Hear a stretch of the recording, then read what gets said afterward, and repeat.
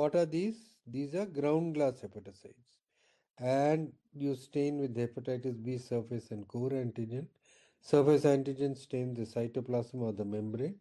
Core antigen stains the nucleus. Okay.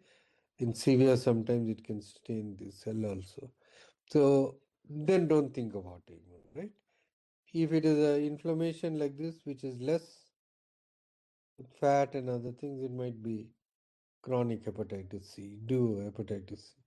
So that's how you do. Then we grade and stage hepatitis. What is grading and staging? Grading is how much of inflammation is there and how much of necrosis is there. Staging is the end result of necrosis and inflammation, which is fibrosis. So that's a part of healing and repair. Grading is part of the inflammatory process. So you grade how much of interface or piecemeal necrosis is there, how much of confluent necrosis is there, how much of spotty necrosis, apoptosis, or focal inflammation is there, and how much of inflammatory cells are there in the portal tracts. So these are the four. They are graded mild, moderate, severe, and there are various criteria. We'll not go into that. Fibrosis, 0 is no fibrosis and 6 is cirrhosis. In another form of grading, 0 is no fibrosis and 4 is cirrhosis. So these are all combined in some. So this is the way you grade and stage hepatitis, right? Okay. So that's how you see. And please see for bile duct destruction in autoimmune hepatitis. It may be seen in about 12% of cases. And whenever there's biliary destruction, you get increase in copper binding protein and copper. Which is the stain for copper? This is orcine stain for copper binding, copper associated protein. Which is this stain? Orange, brown. Kushi has written rhodamine. Yes, you're right. It's rhodamine. Good. And overlap syndromes, I told you, autoimmune hepatitis with PBC, primary biliary cirrhosis, primary sclerosing cholangitis, or cholestasis without other diagnostic features. Okay, so that is overlap syndrome. That's important clinically in this. And there are certain criteria, Paris criteria of how much of serum transaminases, immunoglobulins, serological tests, liver biopsy, how much of piecemeal necrosis is there, right? And PBC, how much of alkaline phosphatase or GGT is increased, positive AMA, and liver biopsy showing bile duct damage. Okay, so they add all this and then you say this autoimmune disease. By the way, if you do ANA, it's positive in autoimmune hepatitis, right? Or it can be, if it is homogeneous, it is positive even in autoimmune overlap with PBC. If it is dotted ANA, that you can see in 25% of PBC cases. So ANA can be seen in PBC, but it's generally not homogeneous but dotted. Okay. And in autoimmune cholangitis and PBC, HLA-DR becomes positive in the bile ducts. So this is just additional finding that you can get. But of course, typically you'll find a granulomatous cholangitis means a granuloma destroying the bile duct. Look at the artery. So this structure will be the bile duct somewhere next to it. Yeah, I told you it's next to this one. And this is of course no marks. This is granuloma affecting. Tuberculosis usually doesn't damage the bile ducts like that. Although sometimes sarcoidosis may get, but they are generally you won't get so much of inflammation. And in the inflammatory cells, you may find eosinophils like here and even plasma cells. Okay. But unfortunately, granulomas may be poorly defined. You may not see them also in PBC. And if there is overlap, many people have found more granulomas than pure primary biliary cirrhosis. Right? But you do an AMA, M2, it helps. Okay? So then you can get overlap with primary sclerosing cholangitis. In primary sclerosing cholangitis is associated with ulcerative colitis in the West. Here we do not see. And in children also, they may not have inflammatory bowel disease. So these are the exceptions that you see. And the diagnosis is mainly by MRCP, or that is magnetic resonant cholangiopancreatography, which is less invasive, or you do an ERCP. You do an upper GI endoscopy, cannulate the ampulla of Vater, go inside and inject a dye. The inject by backflow, it enters the biliary tree and the pancreas. So it's called endoscopic retrograde because you're giving from below pancreatic cholangiography. Okay, right? So, or cholangiopancreatography, whichever way you want to say. So one is MRCP, another is ERCP. And the typical finding in primary sclerosing cholangitis is this onion skin appearance of fibrosis, concentric fibrosis around bile ducts. It's not necessary you'll see in all cases, and all cases of this onion skin fibrosis is not primary sclerosing cholangitis. Please remember that. Okay, you can get in biliary obstruction due to other causes, right? The other changes you may see is extensive cholestasis, which may be lobular or ductal. And of course, these are bile infarcts. Necrotic hepatocytes, necrosis of hepatocytes with bile encrustation in them. We'll come to that why these things happen. And you can do a CK19 for bile ducts. Sometimes they are lost. So in severe, in end stages, they'll be lost. So that's how you can make out. See this, you can get inflammation, cholangitis like picture, and so on and so forth. And of course, you get fibrosis in the end. Okay. So overlap syndromes is a spectrum. You can get hepatocellular damage more in one, bile duct damage in one. So, and you can get a combination of both in this. So in case 2, suppose you want to write a report, a big report, then you write adequate liver biopsy with maintained architecture. There is moderate interface hepatitis involving so many by so much of portal tracts with moderate to severe portal inflammation composed predominantly of lymphocytes. Plasma cells and occasional eosinophils are also identified in the infiltrate. Ductular cholestasis and cholangitis are not seen. That's the original case, I told you. The lobules show diffuse ballooning change of hepatocytes. There are numerous hepatitic rosettes in the periportal area. Few areas of spotty and confluent necrosis are identified. An occasional hepatocyte shows emperipelosis. There is no cellular as well as canalicular cholestasis. Granulomas are not seen.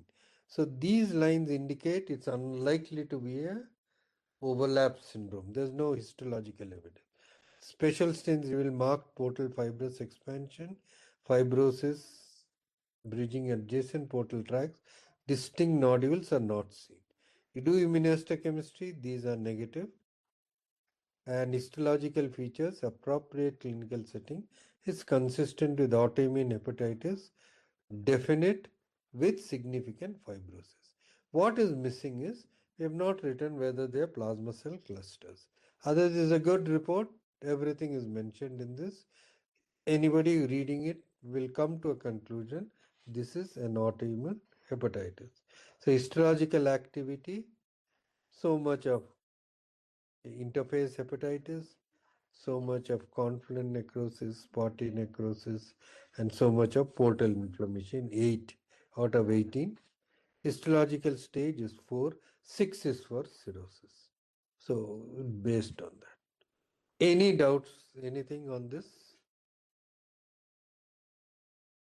Any doubt? Anybody has any question? Any of the students? I think, sir, one of them is asking what is meant by periseptal. Periseptal means I could periseptal. In what context? Can they clarify on what? Sometimes, no. This I'll tell you. I'll tell you. Some people, where's the oh God, is the some people call this fibrous band like this, no, from the reticulate going as septa. So periseptal will indicate these areas, periseptal. So they call them a fibrous septa in between lobules, and periseptal, they can say this. If it is periportal, it indicates this area, periseptal like that. Is there any other thing that you felt that periseptal was used while I spoke? This is a septa, fibrous septa. It's not full septa, but yeah, fibrous septa, or this fibrosis extending into the lobule. So many people would call this a septa like thing.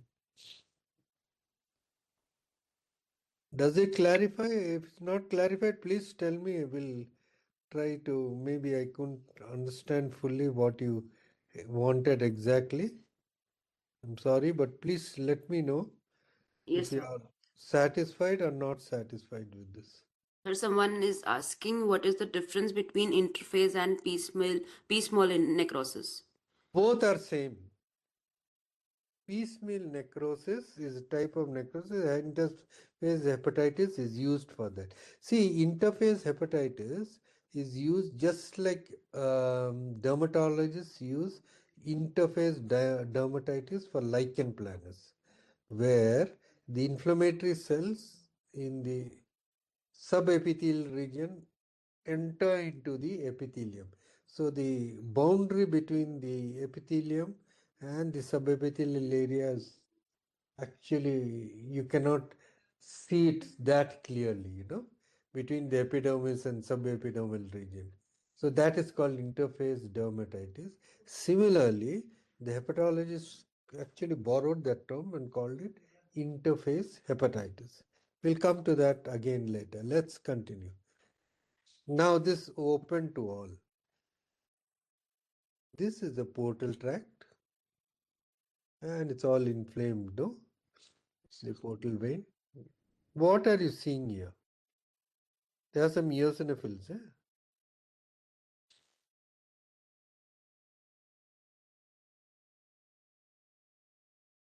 These are sinusoids. This is a central vein.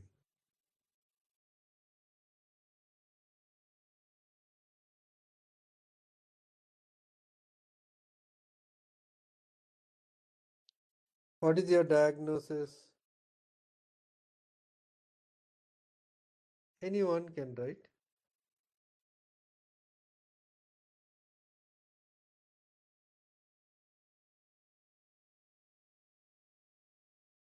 Anybody?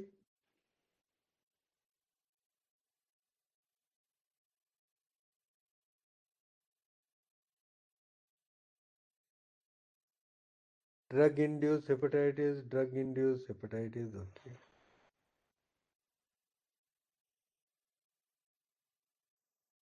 Okay.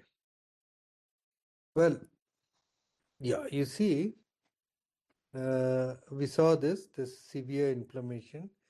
These are the bile ducts. Okay. This is the portal vein that's become small. Can't see, and there are some mainly lymphocytes here. And see, it's bile duct damage. There's eosinophils here, eosinophils.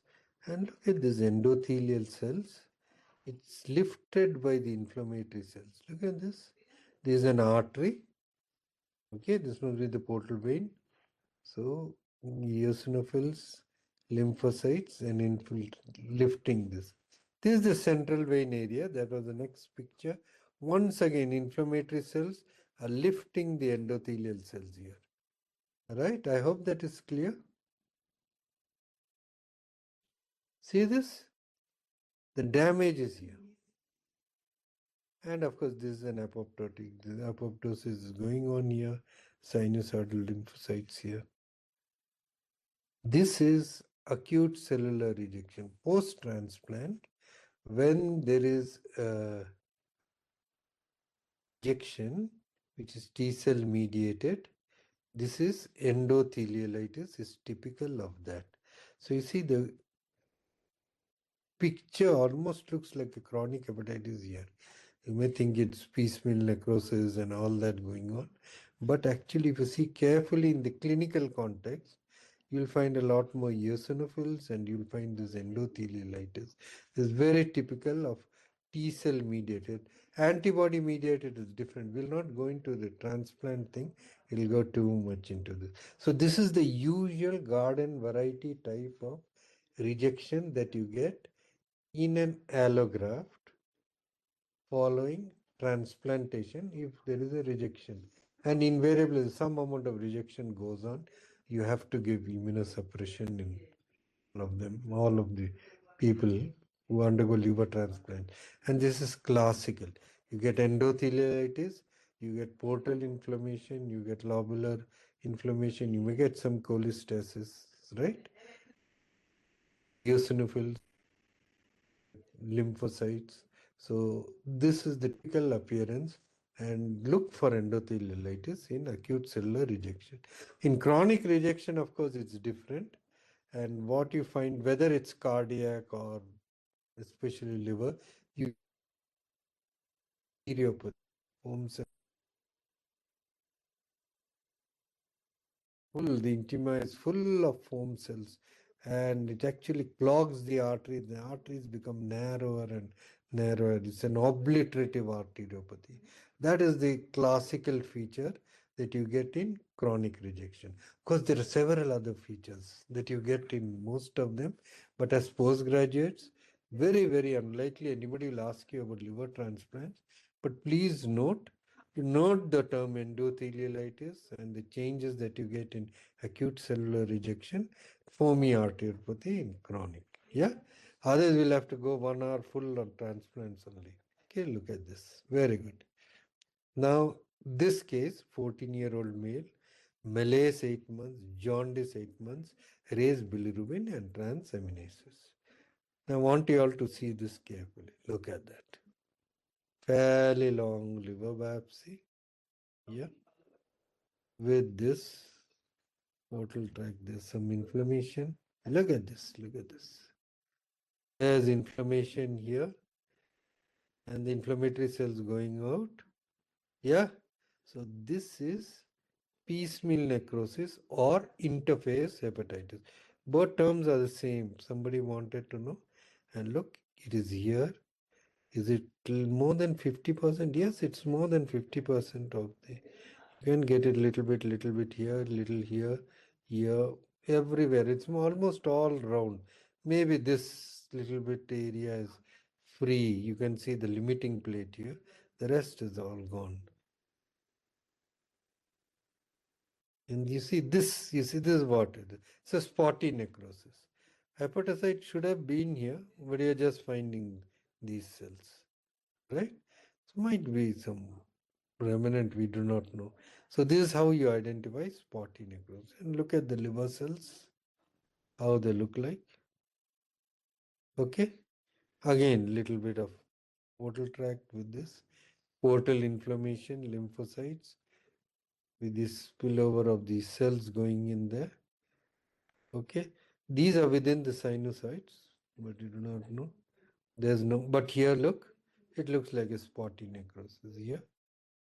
This might be a hepatocyte that's almost going. You see, this is another spotty necrosis. That's how you identify, right? This is within the sinusoid. But here, see, this is undergoing apoptosis almost, right? So the apoptosis is a good way, it maintains the architecture. You see here, hepatocyte like area should have been there. You're finding inflammatory cells. Binucleate. Fine, it's perfectly all right. This is actually two hepatocytes with nucleus adjacent to each other. This is binucleate. Okay. And look at the hepatocytes. So, what is your diagnosis in this? And look at here. Oh, look at this. This looks like a cirrhotic nodule here, right? And there's extensive. These are the fibrous septae here, what people would have said, right? Look at this. The Mason's trichrome also shows there's extensive fibrosis. If it is multiple nodules, oh, but here there's no nodule. Okay, right? So it's just about like cirrhosis. So then this is one stain. This is another stain. So this stain is the hepatitis B surface antigen. It has stained the cytoplasm, right? And this is the core antigen. It has stained the nucleus, right? You can do other stains. This is the Orsin stain, is the Shikata. This is the surface antigen stain. See, this is staining the cytoplasm, right? It can be membranous also. And this is the core antigen. Hardly any. Here you are finding some cells which is nuclear. So occasional cell has also stained, right? The surface antigen can be diffuse in the cytoplasm, granular in the cytoplasm, focal, or it can be membranous. At least you try to identify whether it is diffuse, cytoplasmic, or membranous.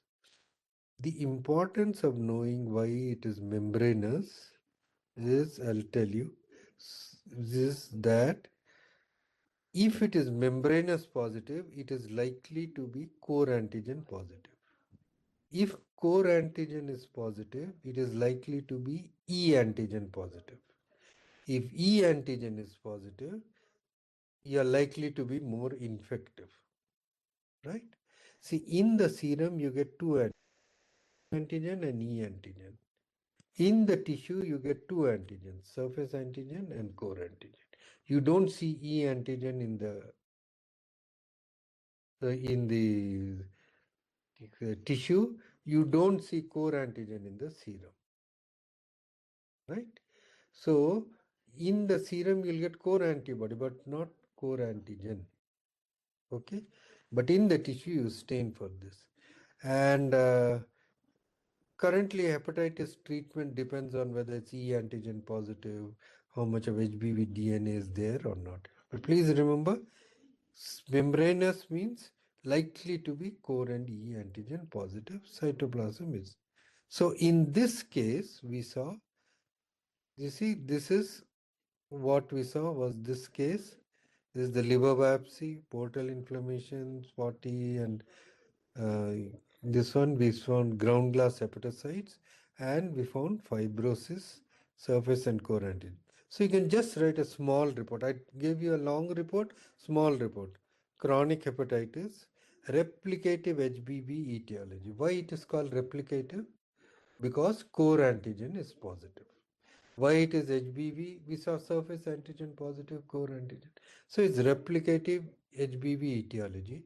Mild to moderate activity we found in the portal tract. Significant fibrosis. Then we graded it into A3. This is the amount of piecemeal necrosis.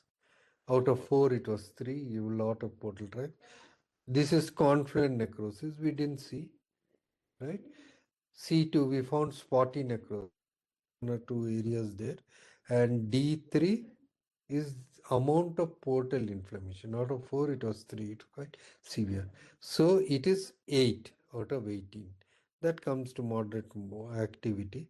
Staging, we found one nodule. The rest we didn't see. One nodule is 6. 5 is other extensive, almost forming a nodule. So it is 5 to 6. So this short report conveys same thing like a long report. So I gave you a long report for autoimmune and this. Any doubts in this? Any questions? Anyone?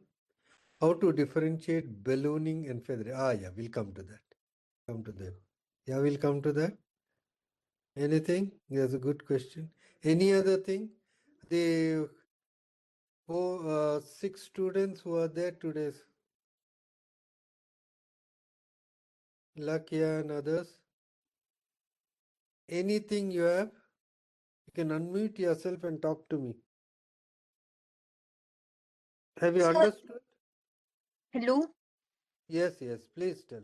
Sir, I also want to know the difference between ballooning, feathery degeneration, and sir, I also want to know malarial and bodies. Ah, yes, you told me.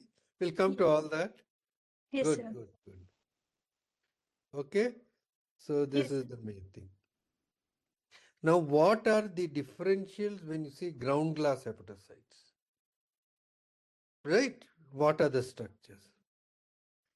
See, all this look like ground glass hepatocytes, some way or the other.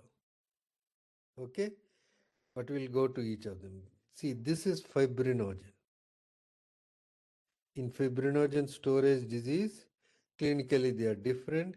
They look almost like ground glass hepatocytes, that is homogeneous pink with nucleus pushed to one. Then this is myoclonus epilepsy or Lafora body disease. They almost look like that, but they are more distinct and more thin than ground glass hepatocyte. This is of course type 4 glycogen storage disease with diastase pass you can make out. They are not that homogeneous, they are more granular. Then of course sometimes amyloidosis can be globular amyloid, a slightly bluish in tinge in color. Then of course these are hyaline bodies.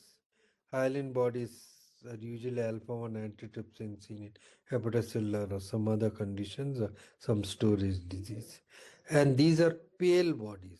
They are almost pale, and this is seen in fibrolamellar hepatocellular carcinoma. Perinuclear, almost vacuole-like pale bodies you see. So you see, these, if anybody asks you the differential, at least tell Lafora bodies, and even cyanamide toxicity, that is a drug which is given. Some drugs can cause ground glass-like appearance. You can read about them. The fibrinogen, globular amyloid, right? So at least 1, 2, 3, if you say, it's a well gone good, right? Got to that. This is another chronic hepatitis. In this, you're seeing fat. The inflammation is less and it is patchy. So when you see fat, inflammation less, little this, and it's chronic hepatitis, it's not all the autoimmune markers, nothing is there. Think of hepatitis C.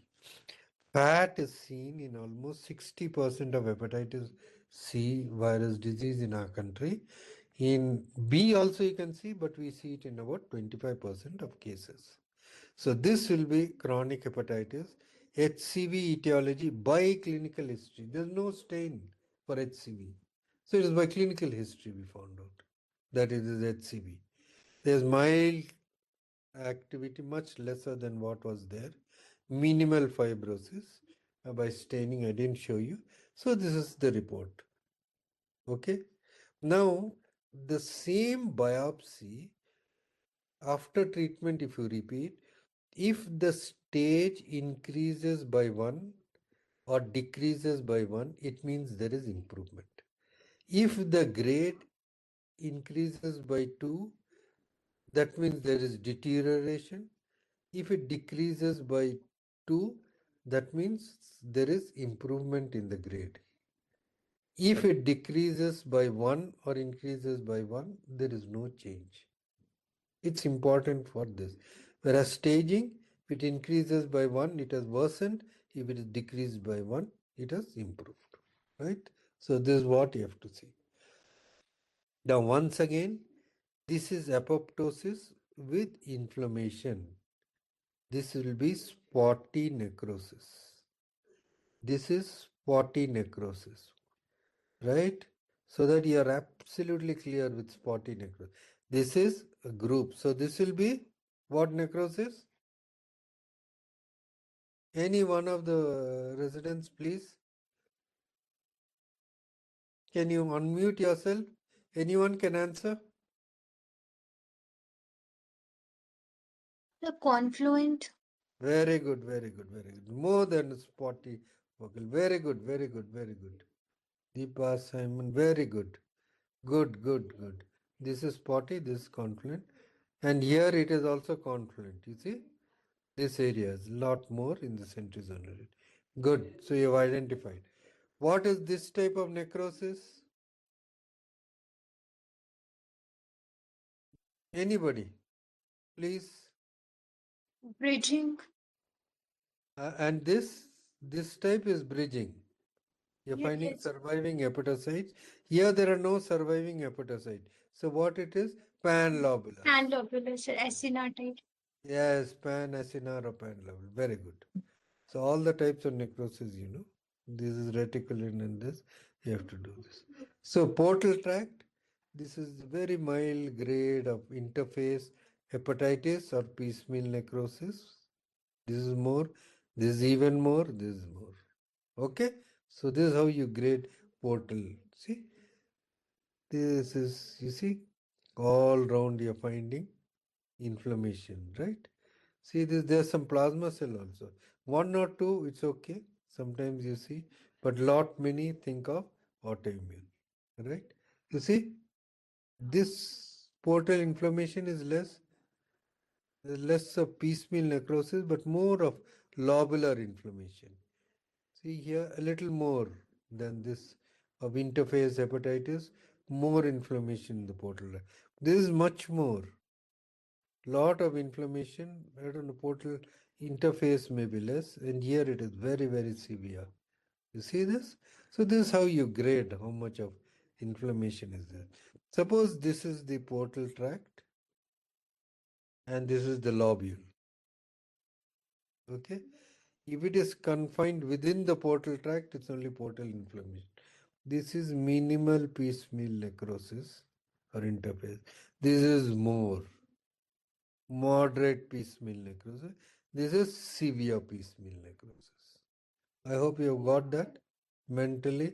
So this is how it is. Okay? Say this. This is a lot of piecemeal necrosis here. Right? And it's going all around. And in fact, if you see, the margin has become very irregular.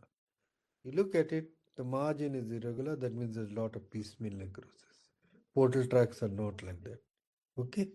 You see, this is mild activity. This is severe activity. Severe interface hepatitis, severe piecemeal necrosis. Clear? Any doubts? Somebody was asking, no? Piecemeal and this one. Is it clear to all of you? Anybody has said anything, moderator? No, sir. Okay, fine. We'll proceed. Okay. So no activity, minimal, moderate, and severe. Then fibrosis, initial, intermediate, advanced cirrhosis. So there are 4 grades in the metavir fibrosis stage, but we saw the international liver group where there are 6 different things. See one septa has formed here. These are fibrous strands going into the lobule. It should be in the portal tract, and then it's almost forming a nodule, well-formed nodule. This is 1, 2, 3, 4. Okay, 1, 2, reticulin, 3 and 4. Look here. The reticulin, the sinusoids are parallel to each other. It should be like this. Whenever it is parallel to each other, it should be like this. If it is parallel to each other, it means there is a loss of architecture. This is the earliest change. Look, it's becoming parallel here. There is loss of architecture. It's never like this, except in undergraduate drawings. Okay. Now, with cirrhosis, you see, this is the Kaplan-Meier statistics. More the fibrosis, worse the prognosis. They die early. Okay, this is one. The classical histological activity index is known as Nodell's HAI, right, in 1981, right? But it was by Nodell and Ishak. But the problem with that, they had combined all kinds of necrosis with fibrosis. They added everything. So people said, no, this is inflammation and that is healing and repair, the end result of inflammation. So let us separate these two. And plus there were jumping numbers. One, there's no 2, 3, 4, whatever. 1, no 2, 3, 4, 5, 6, and so on. So 1, no 2. In most of them there were no 2s, So people said it's not continuous and so on and so forth. But even then, this is the first time in the world they brought something called activity index. And therefore this is one of the greatest things to have happened in pathology. And then of course grading is just like in tumor, how much it resembles the original. Here it is how much the inflammation has made it look, inflammation and necrosis made it look away from the original. Staging is how much it has approached cirrhosis. Okay, so that's how. So there are various grades and stage. We'll not go into this. This is the Metavir and the International Liver Group. Metavir was mainly for HCV. Okay, this is the International Liver Group, which I told about 18 and 6. We use that. They are all similar. See, this is called the fibrous septa, which septa you are talking about. Periportal fibrosis in this, it forms a long thing joining two areas. It's generally called a septa. Okay, so I hope it's clear. They're all similar to each other, not much difference. Right? So histology is very important, and more of inflammation and interface hepatitis is more likely to be fibrosis. Right? And we'll not go into the details. Please remember that the disease is very patchy in chronic viral hepatitis. Chronic, not acute, chronic. And there may be difference in the grade and stage when you take two biopsies from the same patient. When it is taken from the right and left lobe, most of biopsies are taken from right and left lobe. There may be changes, right, between pair. So this should be accepted. You can up to 30% of time, usually we underscore the fibrosis, right? So that should be accepted. That's why people are now doing fibroscan and all that, and they're saying that we are better than pathology, but it's not true. Also, the longer the biopsy, the better the sensitivity of findings. Okay, this is very, very important. And please remember, scoring systems, if you want to compare, they're used in various studies and all, but ideally it is between for the same patient before and after treatment or after some time. That is what this best way of using this grading and staging. And there will be a disagreement depending on experts or not. There may be agreement is usually above 90%, but 10% disagreement will be there. Now, the other thing you must remember is people think that amount of zero fibrosis means less collagen. One is one, say 10 times more, two is 20 times, three is 30 times. It's not true, right? The amount of collagen and other measurements are not linear. You see, from 6.5 jumps to 13, then 24, and then it becomes 27 between 5 and 6. Not much of difference in the morphometry of collagen that is present by serious red between 5 and 6. It's just 3%. So this 5 and 6 are almost similar. So you see, it's like this. The graph is not linear. It is almost different. So you must be very careful. Therefore, these histological scores are not continuous variables, but they are categorical. So when you do statistics, better to use categorical variables rather than continuous variables. They're not continuous. 1, 2 is double 1, 3 is 1.5 times that, and 3 is 3 times 1, 4 is 4 times 1. It's not like that, not continuous. They are categories, and there may be wide variation within the category. It's not a straight line.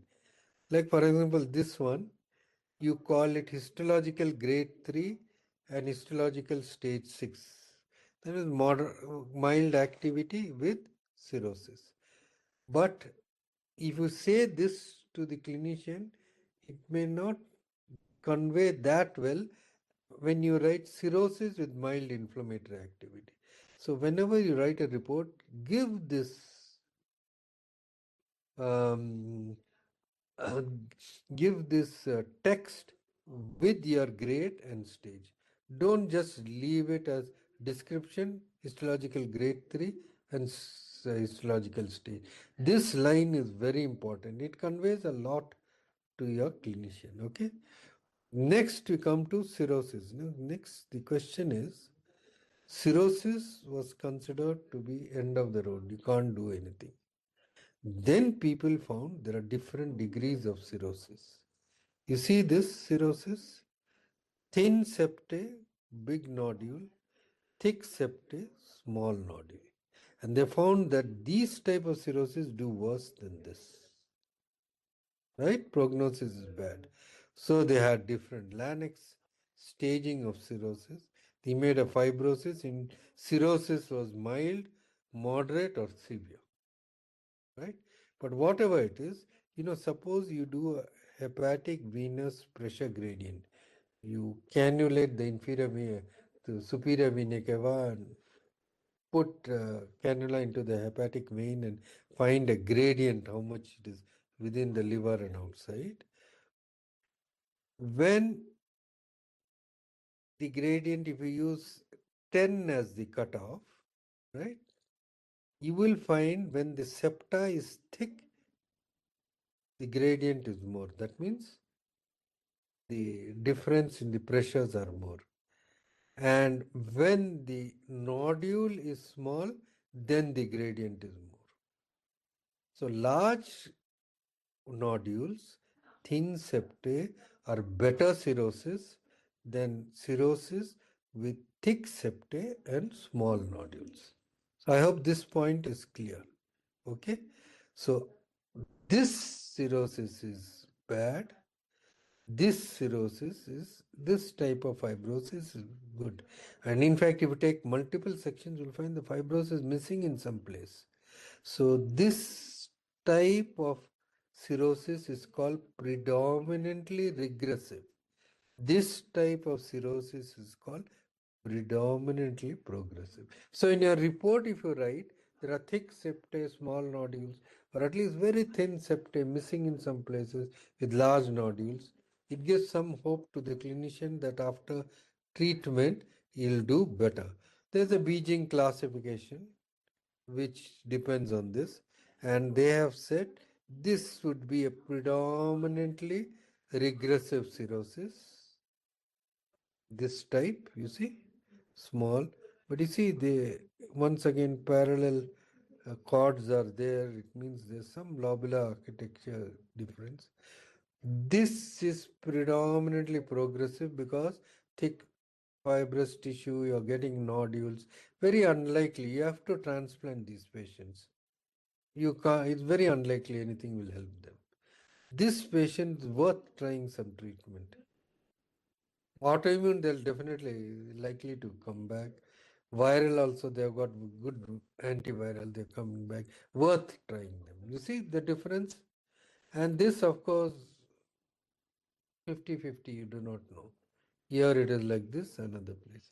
I hope this point is clear now regarding cirrhosis. Any doubt? So if you look at cirrhosis in a different way now. Moderator, anything? No, sir. No doubts as for now. Nothing? No, So sir. they're clear. Okay. Yes, sir.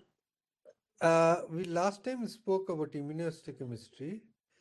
CK7, 8, 18 and 19. Okay. These four.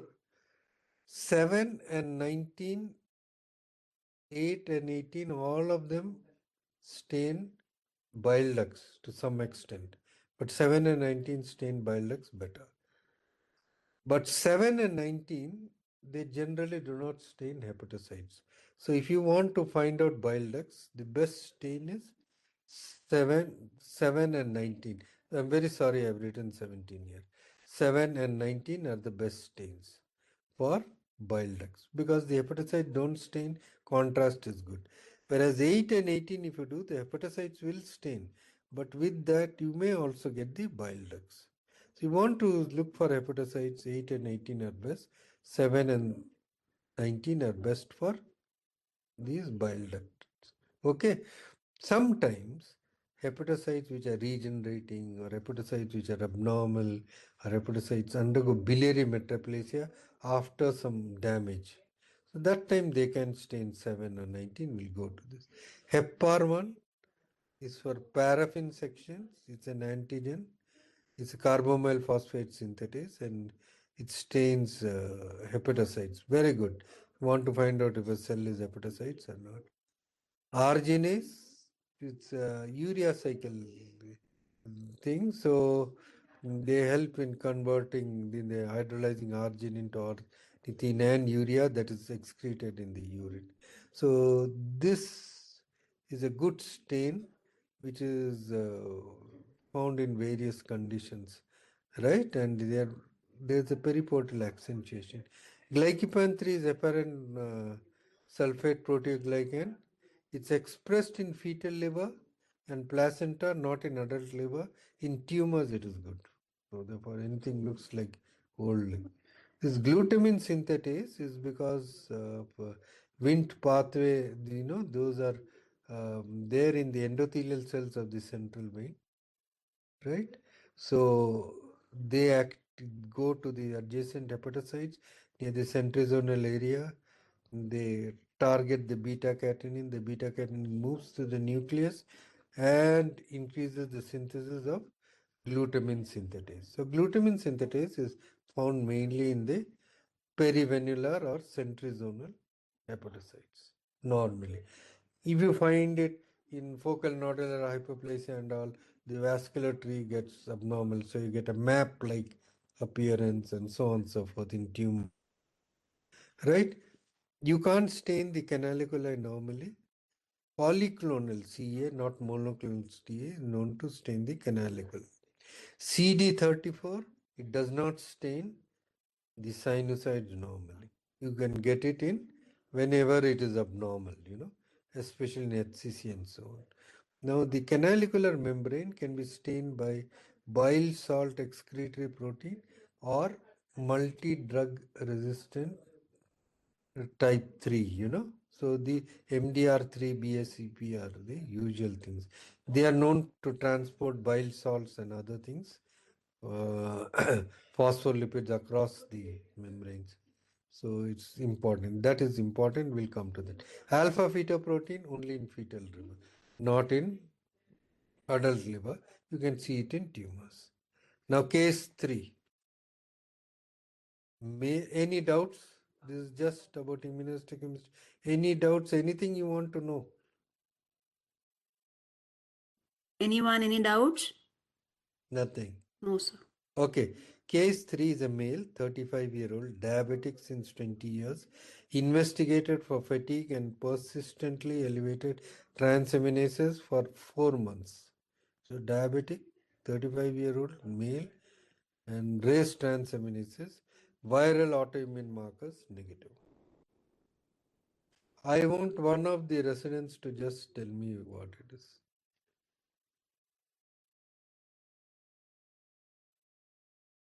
Anybody? Anybody? Any of the residents? Can you just describe what it is? This is a scanner power and anything? One of you unmute. Oh God. Is it very difficult?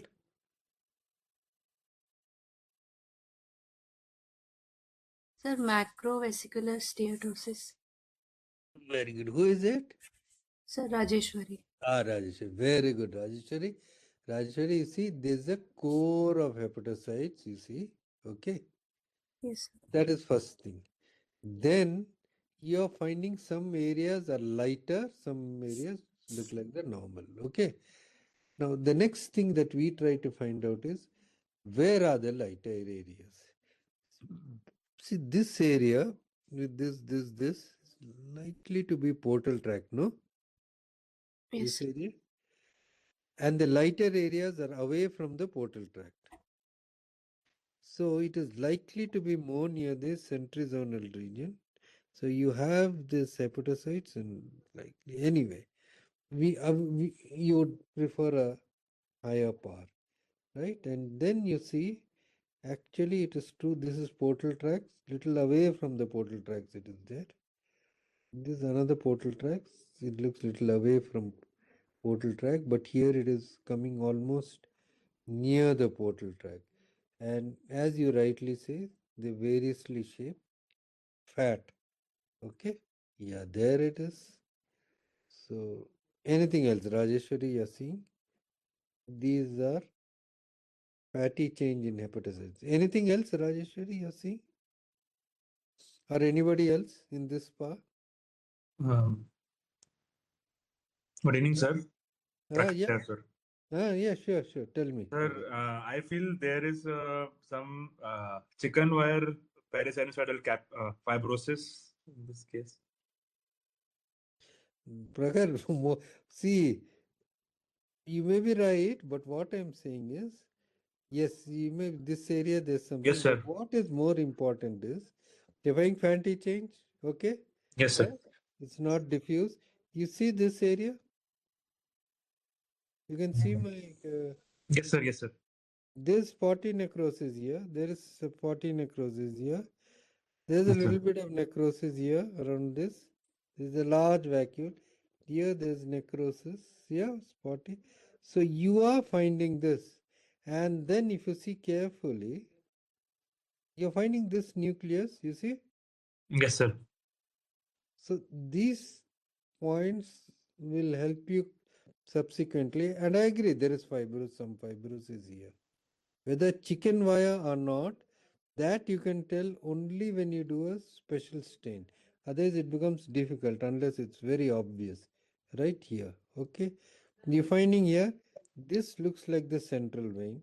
There's more fibrosis around the central vein, and there's fat here. Okay. Right. There's something here. We don't know what it is. Here also, we like to see under hyper.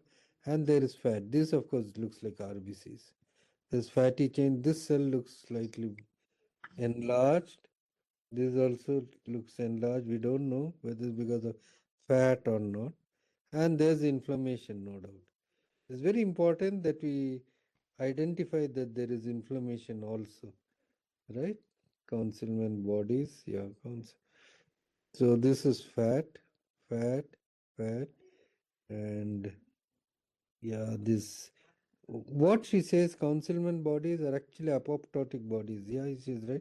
And in yellow fever, you get a lot of them. Then they called it, it's form of necrosis there. Yeah, okay. And then we'll go under higher power. Again, there's fibrosis here, inflammation. Okay. Oh God. And these are ballooned hepatocytes. See, this is not fat. Fat has to be punched out like this. Nucleus usually pushed to the periphery. This may also be fat, but there was a balloon. Some ballooning is there. Okay. See this. There is fat, and here there's some amount of ballooning. So this looks like an enlarged ballooned hepatocyte. So there is damage. Yeah, and you're right. You see this? There's a large one. And there is some cytoskeleton like that. Could be a malady body. Anyway, we'll see that. We'll see if it is there. And fibrosis. Yeah, this portal central area, there is fibrosis here. Yes. And this is chicken wire, I agree. There's around individual hepatocytes, if you see, that is called chicken wire fibrosis, little bit here, centrizonal area. Okay. So any other investigations you would like? And what is your diagnosis? Please write. Can anybody tell the diagnosis? Yeah, come on, yeah. Anyone. You can make a mistake, it's fine. Any diagnosis, moderator? Sir, metabolic dysfunction associated liver disease. Okay, Nash, Mash, okay. Good, good, good. Any investigations you require? So metabolic workup. Anything in that? Lipid profile, HbA1c. Okay, okay, okay. Good, good, okay. So this is a single core of liver biopsy, maintained architecture. There's macrovesicular fatty chain, predominantly zone 3 and 2, affecting nearly 40% of hepatocytes. Areas of spotty necrosis seen in zone 3 and 2. Occasional ballooned hepatocyte is identified. Yeah, malaritic bodies and neutrophil infiltration are not seen.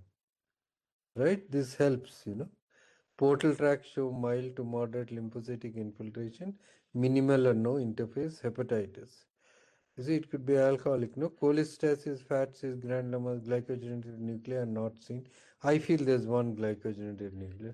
Special stains, zone 3 fibrosis, especially in pericellular region, are those of non-alcoholic steatohepatitis, or current is MASH. The Indian Indian Association for Study of Liver still prefers NASH rather than MASH. Anyway, zone 3, you can call it MASH. So this is the activity score: steatosis, lobular inflammation, and ballooning, 5 out of 8 in the CRN system. Histological stage, 1B out of 4 CRN system. Okay, so what is fatty liver? Anybody can define? Anyone?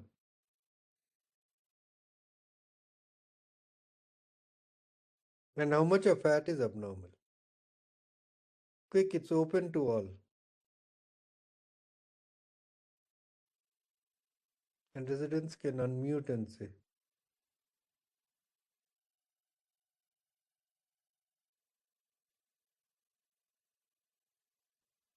Fat vesicles, deeper more than 400. Okay, anybody else? More than 5%. Okay. And what is fatty liver actually? More than 5% of fat. So, actually, fatty liver, the fat is mainly triglycerides. Okay. And by anything, it's more than 5% by weight, and it is accumulation of fat in hepatocytes, which is also called steatosis, and the fat is mainly triglycerides. That's very important. It's not low density hypoprotein, it's not cholesterol, it is not high density lipoprotein or any other lipids other than triglycerides. Majority, it's mainly triglycerides. And it's 5% by weight of liver, or it's more than 55 milligram per gram, or 95th percentile of liver fat in lean individual. Last time I told you they did a lot of autopsy studies and found 5%. Even by ultrasound, 5% is the maximum that is detected. And these are the references. So you're right, 5% by CT, by this and that. So that's how it is found. In normal, this is the liver. You should know, yeah, PGs. And this is fatty liver. Okay. This is the renal cortex. Spleen would be elsewhere. You compare with the renal cortex, normally it is almost identical. The ecogenicity. Now here it is increased, means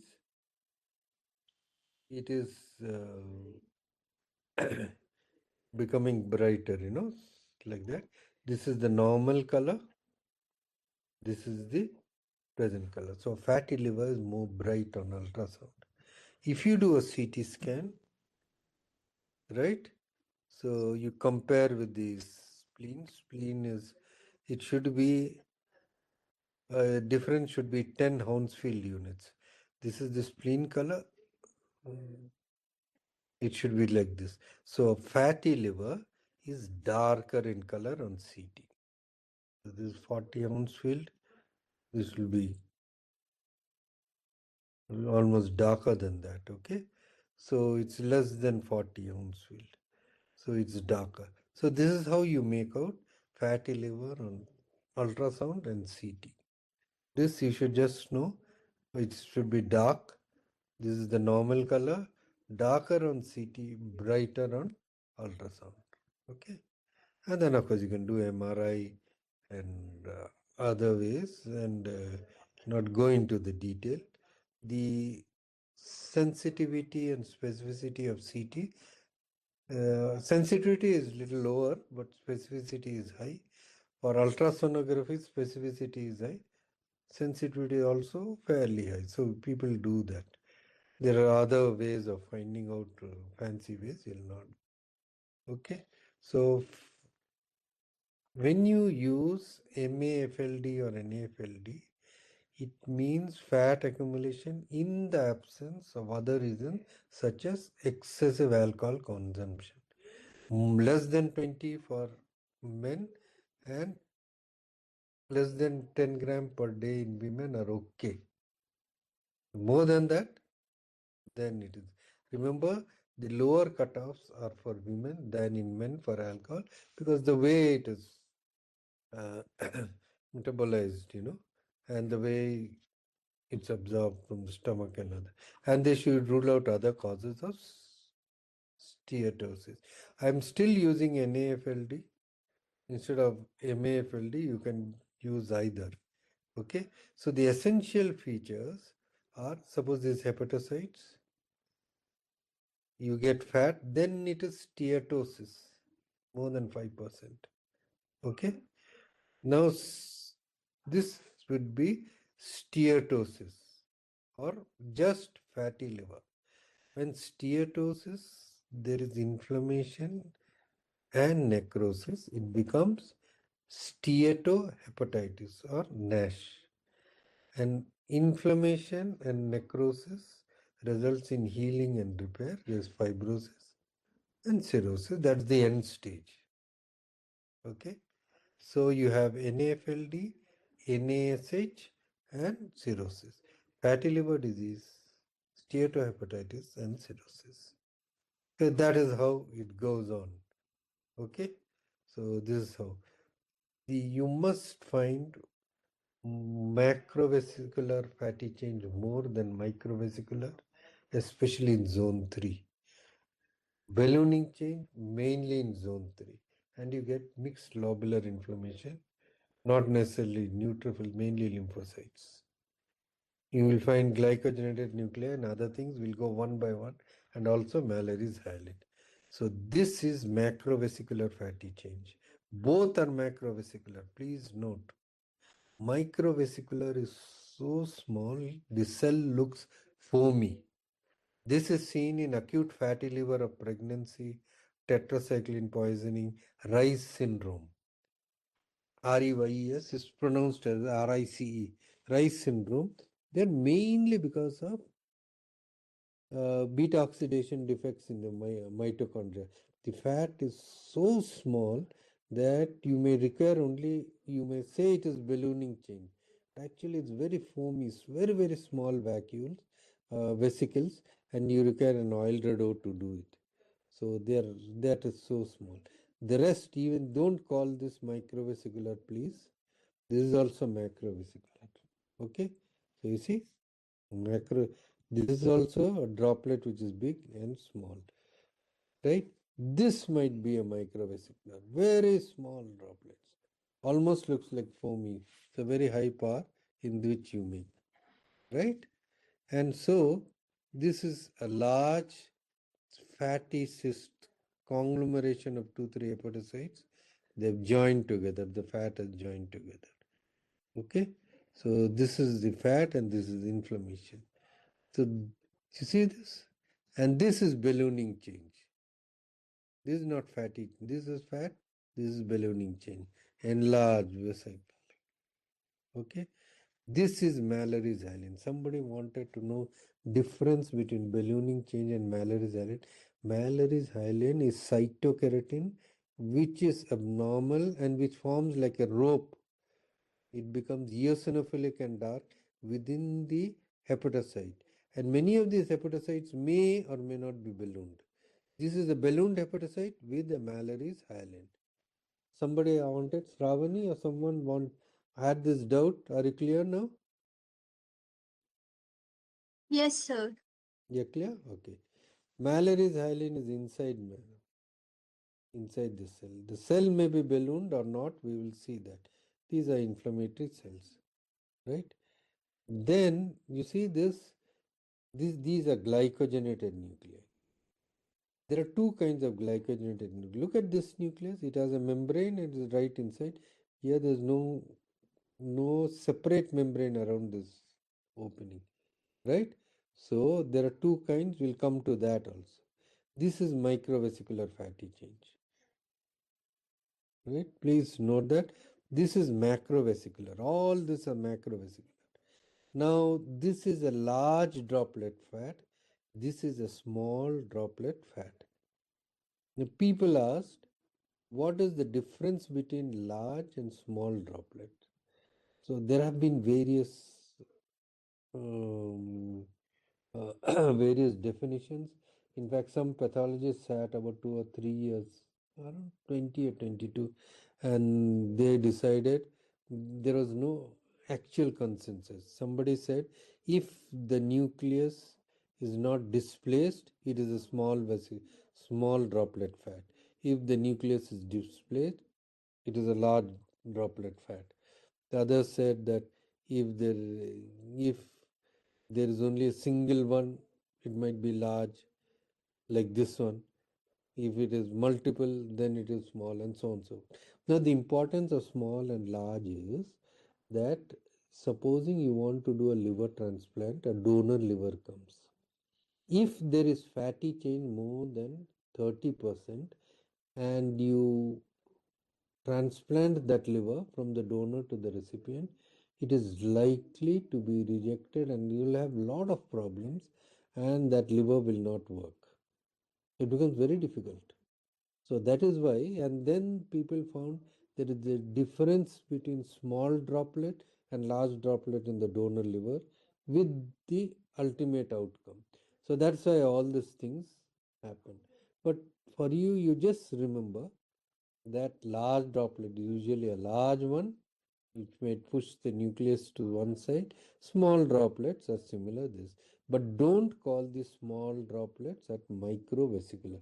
This is specific. It means the mitochondria is defective. There's something wrong. Okay, and the 3 or 4 diseases: acute fatty liver of pregnancy, Rice syndrome, and of course nowadays you don't see tetracycline poisoning. This is, or sometimes mitochondrial diseases, you can get that. Okay, that's one. The nucleus, glycogenated nucleus, may be type 1. These are type. This is type 2, occupies almost the entire nucleus. And there is a difference between the two. See, both types can be found in NAF, fatty liver disease and NASH. But in NASH, more of this type has been found by people. So if you see a lot, many, so if there is NASH, you are likely to find more of this. Okay, and both are found in NASH. It's not that, but in general, this is more than this. People will do more studies and will come to that. So this will be type. This will be type 1. Right? You get glycogenated nuclei in other conditions also. Just plain diabetes you can get, and get in fatty liver disease. You can get in Wilson's disease also. Remember this. Okay. Then sometimes the mitochondria becomes big. This is a mega mitochondria. Right? You can get it in fatty liver disease. The fibrosis is chicken wire. This is the chicken wire. Okay, this is not a chicken wire fibrosis. This is the usual septine cirrhosis. You can get like this. Chicken wire is around individual or one or two groups of cells like this. This is chicken wire fiber. That is seen in that. Seen in alcoholic liver disease, it's seen in NASH, and so on and so forth, mainly in the pericentral area. Now, there is a difference in the NASH that is seen in children. Now, in the pediatric cases, steatosis, ballooning, and zone 3 fibrosis is less common than in adults.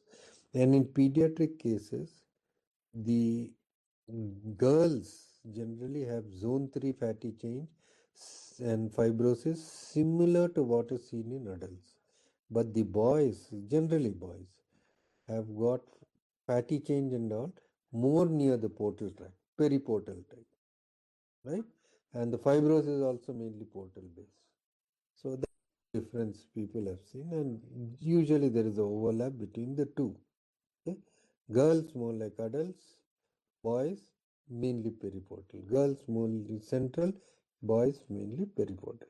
Okay. The grading, there are several grading, but the common is steatosis, ballooning, inflammation. SBI, State Bank of India. Steatosis less than 1/3, 33 to 60%, or more than 2/3 of the lobule. You just check how much there is. Ballooning also, how much there is. Minimal in zone 3 present, markedly predominant. And inflammation, same thing. Ballooning, and of course, lobular and portal inflammation. You have to add all that, and then you have to make. First, make a diagnosis of NASH.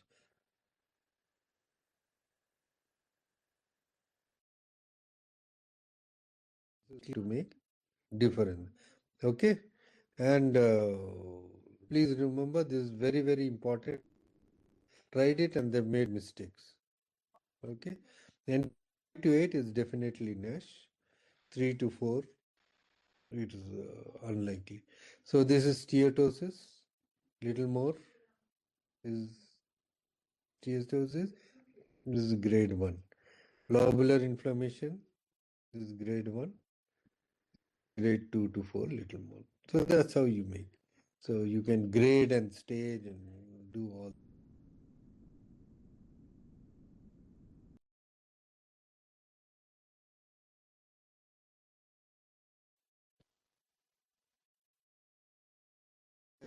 Be 1C.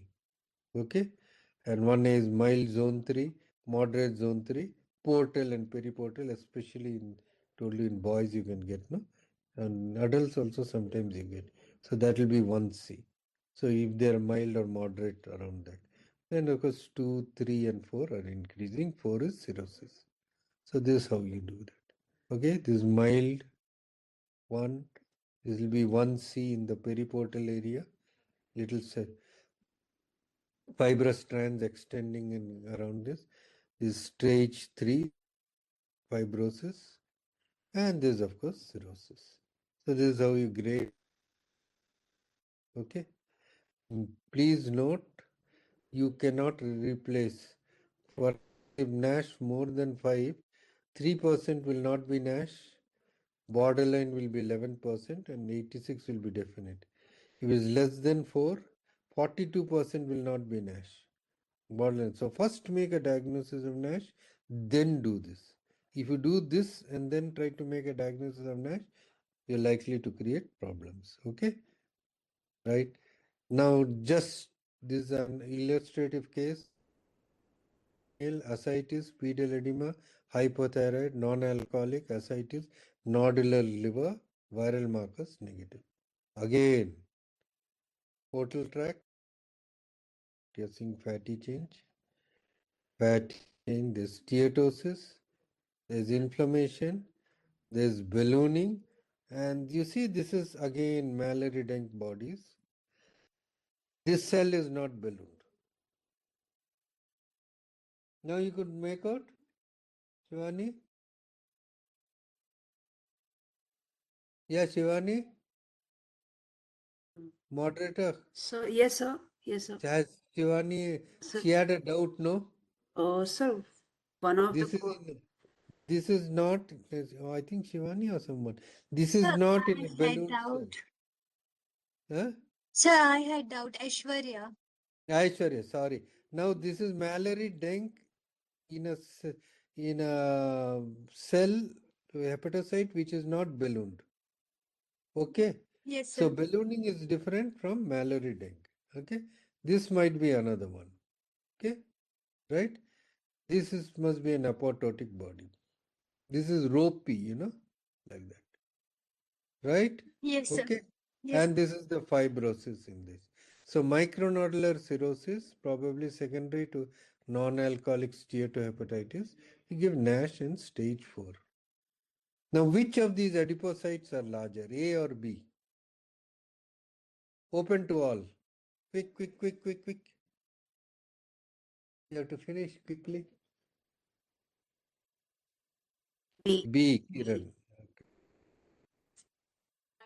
B is subcutaneous fat, A is omental fat. In fact, the adipocytes are different.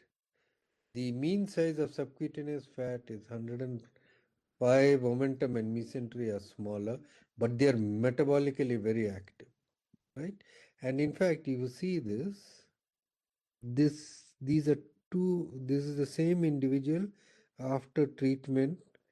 The visceral fat area has reduced from 271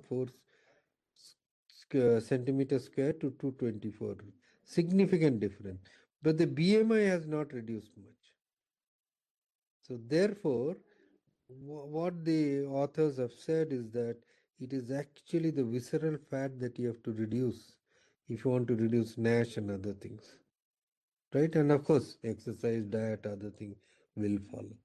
The other thing is in Asians, the amount of fat that is present for BMI is actually very high compared to Westerners.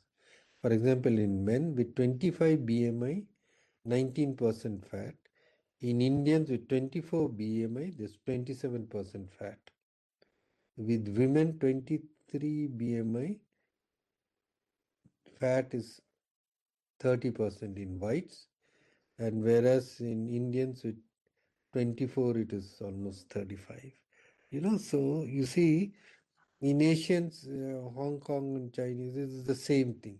Therefore, the BMI cutoffs for whites which are around 25 are, are 30 may not hold good for Indians. So our BMI should be different. So Indians and Chinese, our BMI much different. So you see, you must be careful about that. So our BMIs are generally much lower than what is for whites. And this I'll not go into the details. Steatotic liver disease is divided into metabolic dysfunction associated steatotic liver disease or MASLD. And of course, if there is inflammation, it's steatohepatitis. And with alcoholic intake, it's called, and if you have this obese person and other things, it's called MET-ALD, right? Or it can be a pure ALD, or there may be drug-induced or cryptogenic or other things. So this is how this steatotic liver disease is um, classified, and now the word metabolic has come instead of non-alcoholic. Now, this is different, and so there are various ways of identifying it. Will not go into the detail. Now, is this clear now? Metabolic associated liver disease. Any doubt from anyone? Sir, one of the student is asking whether ruling out alcoholic hepatitis is mainly by history. Mainly by history. In alcoholic, you generally get lot of neutrophils in the centrizonal area, The amount of ballooning and all are generally more extensive. And fatty chain, even Mallory hyaline is more. So in NASH and all, you will have to search for it. But in alcoholic, generally, they're quite obvious. The other thing is the glycogenated nuclei are generally less in alcoholic. But the problem is nowadays we see a lot of obese people with alcoholic. That's why they call it MET-ALD and so on. Now let's see at this side. 48-year-old male, hepatic coma, died after being admitted. See, there is fatty change. A lot of these pink hepatocytes, some necrosed, and here you see inflammation, almost looking like the earlier one. But you see all these pink things are Mallory's hyaline. You see here? See all of them. See the extent of Mallory's hyaline? 1, 2, 3, 4, 5, 6, 7, 8, 9. You see this? So extensive Mallory's hyaline. This is in a balloon cell. This is also smaller cells, and then you see this is a balloon cell. This is also almost forming. Okay, see the extent of Mallory's hyaline, right? This also must be. This is almost forming like Mallory's hyaline, and you see a lot of neutrophils are there, right? This is a necrotic cell, and this is more busy than the previous one, and there is fibrosis. Okay, not that extensive. So this, what else would you like to know in this? Levels of bilirubin, viral markers, serum lipids, or something else? Any one of the PGs, please answer.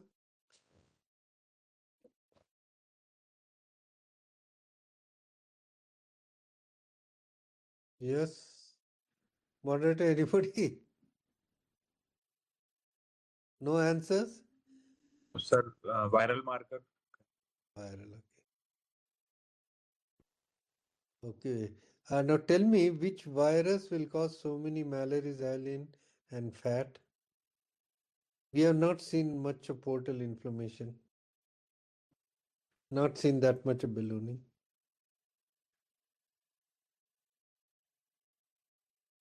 Sir, hepatitis C. But yeah, but you won't get so much Mallory's hyaline, no? Usually. Hepatitis C we saw, B we saw autoimmune. Nowhere did we talk so much about Mallory's hyaline there. But it's for Kiran D. What do you want to know, Kiran? Something else? What is that something else? Kiran, please speak. Kiran is a part of something. Confused inflammation, NASH, or mild HCV hepatitis. Okay, that is when there is mild, yeah. See, chronic hepatitis is portal based. NASH is mainly central based. Anything? Drugs, okay. Superfection, okay. Well, I'll tell you that something else is history of alcohol. That's what you must ask, no? Fat with Mallory's hyaline, neutrophils, some fibrosis. You must ask history of alcoholism. You can ask for BMI, lipids, and all. I fully agree with that. Rule out NASH. But so much of Mallory's hyaline in almost every other field you will not get in NASH or any other disease. First thing, you see, this is also Mallory's hyaline. See, all this, and here it is loaded with this red things, and there is fat, there is ballooning, right?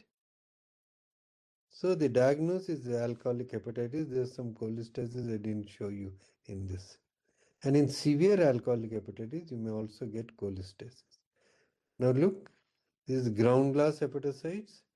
This is alpha-1 antitrypsin body. And this is Mallory Denk body. Please, all of you, Aishwarya and all others, you see this is in a non-ballooned hepatocyte. This is in a ballooned hepatocyte. This is Mallory. And these are very small vacuoles of fat. This is large droplet. small droplet fat. See, this is alpha. I hope now you're clear. Mallory Denk bodies. It's called Mallory body. Any doubts till here? Nothing? Don't mistake it for anything else. Right? Please remember, the moment you consume alcohol, you start getting fatty change. And it may go in a week's time, or if you have consumed more, it goes later. Mallory's hyaline remains for about a month. That is as long as the hepatocyte is alive. It doesn't go. So if presence of Mallory's hyaline means within past 3-4 weeks that person has consumed alcohol, or of course if it is non-alcoholic, it's some other thing. Right? So this is Frank Baum Mallory, and Denk also did that. Now please see this slide carefully. Okay, nodules, fibrosis. And look once again, Mallory's hyaline you're finding. See, this is all what these structures are. Mallory's hyaline. See this? I hope now so many types of Mallory's hyaline I showed because you had doubts. No glycogenetic nuclei, no. This fibrosis is almost like chicken wire from micronodular. Is this non-alcoholic steatohepatitis or alcoholic liver disease?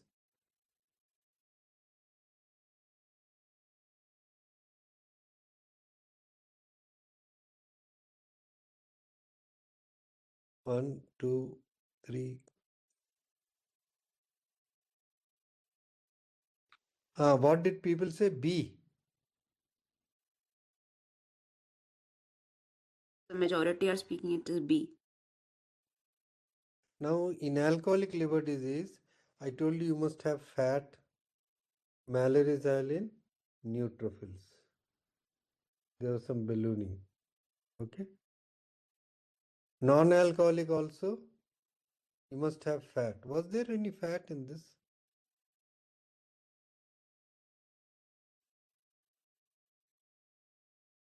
No. No, no. No, sir. So therefore, you see, don't jump to any conclusion immediately. So it is neither of these two. It can't be any of these two. There's no fat, right? Yes, there's micronodular cirrhosis, a lot of Mallory's hyaline. So it looks like an alcoholic liver disease, I agree, but without fat.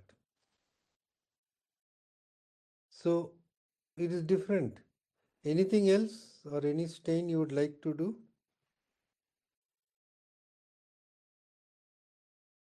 Anything else you would like to know?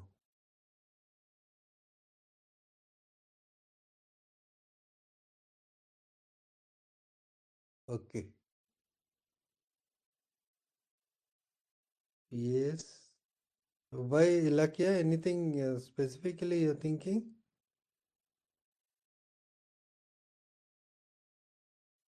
Copper. Oh, yes. Who is it, Dr. Copper? Somebody said copper. Why? Reticulin? Any reason why anybody wants? Wilson. Okay, Wilson. Because of deposits? Okay. Well, I'll tell you. I don't expect you all to make a diagnosis. This is Indian childhood cirrhosis. This is you seen in babies. It was seen. Nowadays, you do see, but very little. And somebody said copper. You do get increased copper in such cases in Indian childhood cirrhosis. It's one of the disease where the copper is increased, and it looks like alcoholic liver disease without fat, and it's in children. Nowadays, you don't see this. It was supposed to be because of brass or other things we do not know the reason. It could be genetic or so on and so forth. The actual reason is not known. It is rich in Mallory's hyaline. You get micronodular cirrhosis fast, and there is no fat. There is no neutrophils. Very important. Okay. And copper is increased. Okay, good. So now see this slide. What are you seeing? We'll go away from all that. What are you seeing? Anybody? Bile stasis, very good. You see now cholestasis, very good, very good, very good. See, this is cholestasis, green bile in canaliculi and in cell. And these cells are feathery, feathery. It's not ballooning where it is completely vacuolated. You see this? This is a typical feathery degeneration. Who all wanted to know about feathery? Was it Aishwarya, Shravani? Who wanted? Moderator? Somebody wanted, no? Difference between ballooning and feathery. Yes, sir. Somebody? I want to know that. Now you are clear. Yes, sir. Ballooning and feathery. Yes, sir. Okay, good, good. So we came to that. We have cleared your doubt of that. And then this is green bile. This is cellular cholestasis canal. Now last time I told you the biliary tree, no, we divide into whether it's within the lobules, they are less than 1 micron capillaries, and canals of herring 6 microns. Okay, nucleus of some of the hematopoietic cells, half of that of the neutrophil size. Very small, you can't see them. These you cannot see. And within portal tracts, you have the bile ductule and interlobal bile duct. Okay, and then you have septal bile duct, segmental and all. By the time it becomes septal bile duct, so 100 microns in size, you start getting periductal glands. Very important. These periductal glands you start getting in septal bile ducts. You identify them. See, that's how it is. Bile ductule, you have to do special stains. Then interlobal bile ducts, the cholangiocytes are cuboidal. The width and the height are the same, cuboidal. Then you start getting in the larger bile ducts peribiliary glands, and the lining cells become columnar. Okay, that is the height is more than the width. Okay, so they are about 300 microns, more than 300 microns are the large bile ducts, right? And less than 300 are small bile ducts. Up to bile ductule, you get within the canaliculi, and ductules of herring, you get within the lobules, right? Not in the portal tract. Okay, this is a small interlobular ductule, you can say. These are the larger ones, columnar epithelium. They can be PS positive. They tend to be EMA positive, PS positive, and you can get periductal glands in them. Now, this is the reticulin stain. This is how the canaliculi form. And you'll notice that many metals are excreted along the canaliculi pole, whether it is copper or iron, this iron stain along the canalicular pole. This is the sinusoidal pole of liver cells. This is the canalicular pole. Okay, please remember that this stain. So these are the ductules, canals of herrings, and then that's how you can do. CD10 is another stain for that. This is bile salt excretory protein and MDR3. There are various causes of cholestasis. We'll not go into that. Drugs, familial infection, and so on and so forth. But what in histology, when you see the bile is made up of two things: bile pigment and bile salts. The bile pigment causes the color that you see. That is called bilirubinostasis. What we called cholestasis was actually bilirubinostasis, that green things we saw, that we are seeing here. It can be, depending on how much oxidized it has got, it can be yellowish or brownish or slightly reddish, and so on and so forth. Then you have bile salts. The bile salts cause damage to cells. That is because of degeneration. So you get degenerative and necrotic change. So that feathery degeneration and necrosis of hepatocytes that you see are mainly because of bile salts.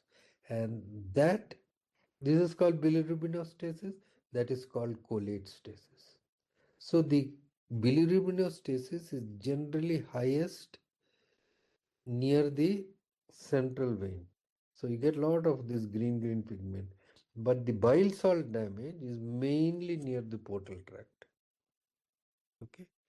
The bile salt damage is not seen in the early stages, and it's present mainly in chronic cholestasis, especially obstruction in the periportal region. You will get changes. You'll get necrosis, apoptosis, hepatocytes, feathery degeneration, bile infarcts.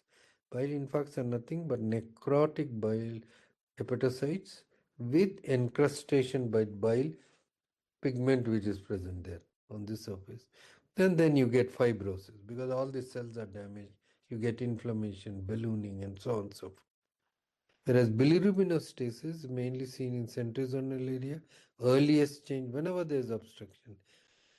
And in chronic disease, actually, sometimes you may not see any of these colored things. They disappear actually. But you will find these cholestasis changes. So necrosis, inflammation, mainly portal tract because of bile salts is called the effects of cholestasis. Bilirubinostasis is because of the color of the bile.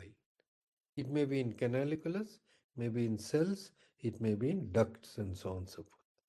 So this is feathery change. This is ballooning change. You see, the more open, more radial. Feathering is like this, okay, right? This, you see, the lining is very distinct. It looks like ballooning, but it's not. You will not find such distinct lining in balloon cells. See, they are in feathery change. You know what this is? This is glycogen storage disease. It's almost plant-like, no? What they say?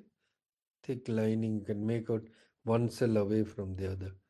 This is cholestasis or bilirubinostasis. The canaliculi somewhat in the mid-zonal area. This is in the canaliculus. Normally you will not see green color away from the portal tract, okay? Right? And you're finding inflammation also here. Right? And canalicular cholestasis, cellular, these cells have gone, you know. There's some lymphocytes coming here, polymorphs here. So this is the effect. This is canalic cholestatic rosette, which I talked to you about. This is hepatic rosette.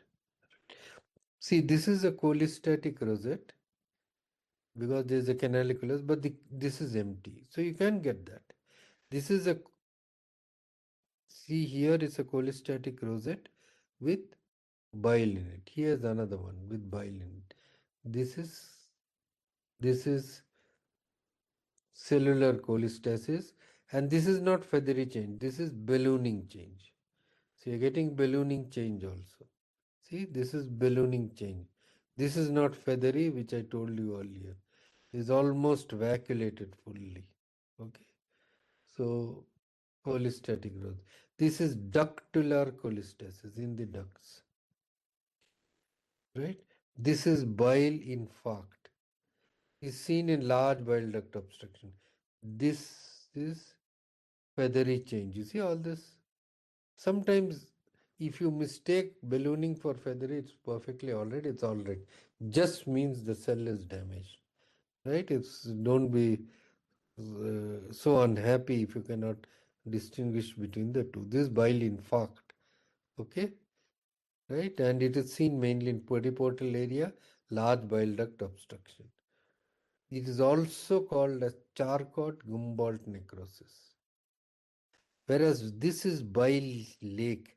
Bile lake is in the portal tract, the bile gets extravasated. It is seen in large bile duct obstruction. If you see it, you are definitely sure it's large bile duct obstruction. Means very large bile duct, especially outside the liver, extrahepatic obstruction.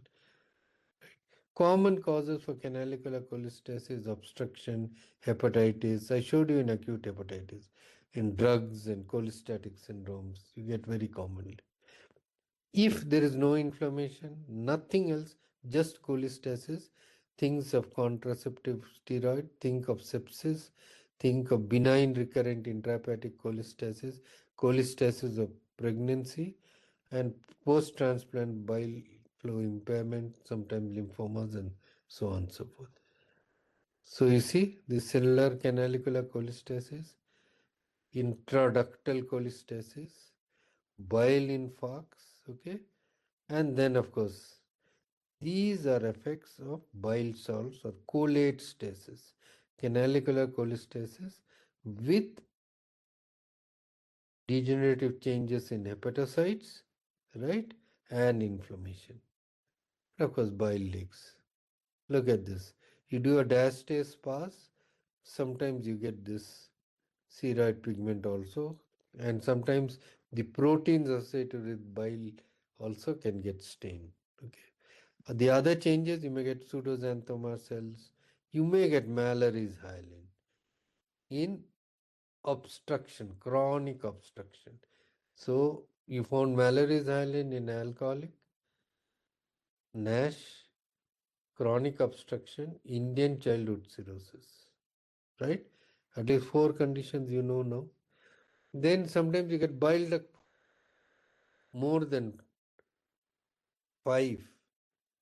If you see profiles in a portal tract, is bile duct proliferation.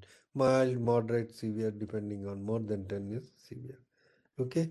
Now the bile duct proliferation can be like this with lumen, sometimes without lumen, going into the hepatocytes in this lobule. This is common in PBC. These are called atypical without lumen. And this type where lots you get going into the lobules are generally indicative of progenitor cells. That is, they are dividing, especially in severe liver injuries such as massive hepatic necrosis.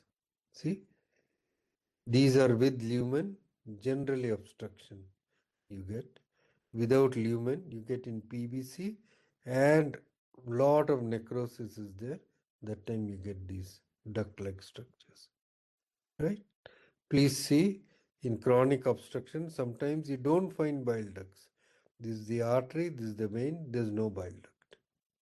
So that's a vanishing bile duct disease. Please be very careful, chronic obstruction. The other changes in bile ducts, you see this vacillation, degenerative changes. You get neutrophils. This is sterile cholangitis. Not necessarily always you'll get bacteria. Then, of course, you get bile duct proliferation and fibrosis in chronic obstruction.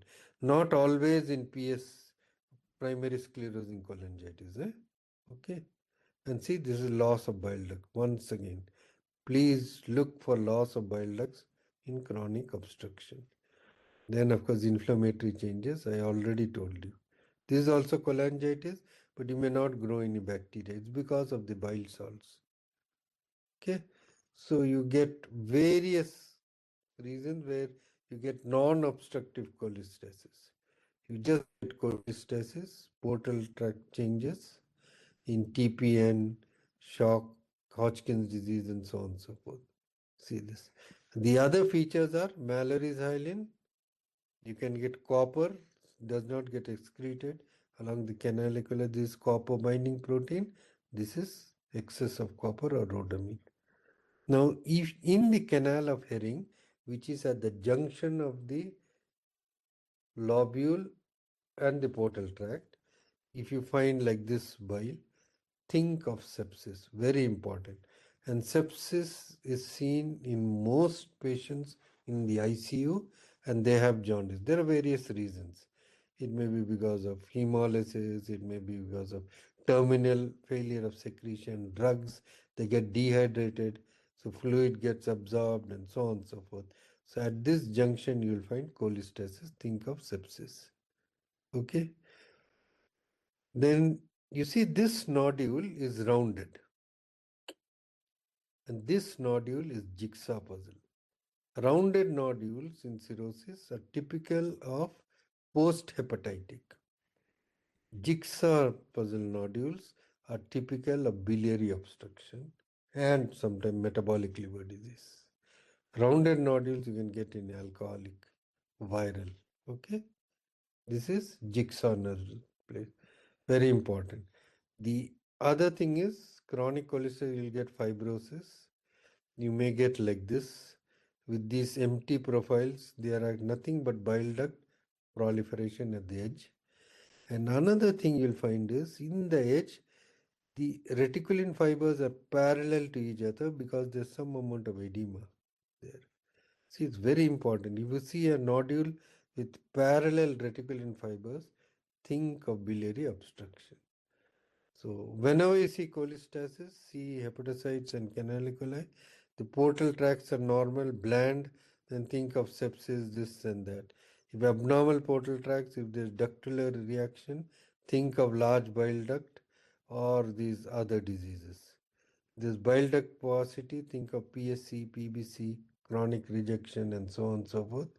There's a lot of inflammatory cells in the abnormal portal tracts. If there is lot of lobular inflammation, liver cell damage, which cannot be explained by cholestasis, think of hepatitis of other cause. If there are atypical cells, think of lymphoma, leukemia. If the cholestasis is only in the bile ducts, think of sepsis or extrahepatic biliary atresia. Remember, in PSC, the diagnosis may not be obtained on biopsy, it is by radiology. Because you see, this is the normal, you take a biopsy. If the small ducts are affected and comes in your biopsy needle, you can make a diagnosis. If the ducts are distal to it and you don't see this, then you will get appearance of a large bile duct obstruction, as if the bile duct has been obstructed. And that's why you're getting those changes. You will not get the typical changes. If the PSA affects mainly the left lobe, take a right lobe biopsy, you will get a normal. So in PSC or primary sclerosing cholangitis, or in all cases, some such cases, the gold standard is imaging. Biopsy helps. Okay, see this slide. Fatty change, glycogenated nuclei, chronic hepatitis like picture, copper. What's your diagnosis?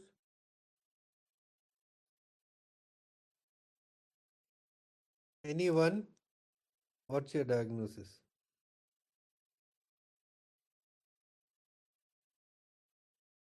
Very good. It's Wilson's disease.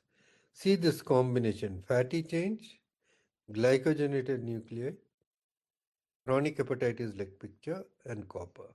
That is Wilson's. Very good. Okay, case 4, male, 48-year-old, diabetic, 10 years, abdominal pain and ascites. Look at this. It's obviously chronic liver disease. There's a lot of portal inflammation, quite severe, right? And this color looks different from there.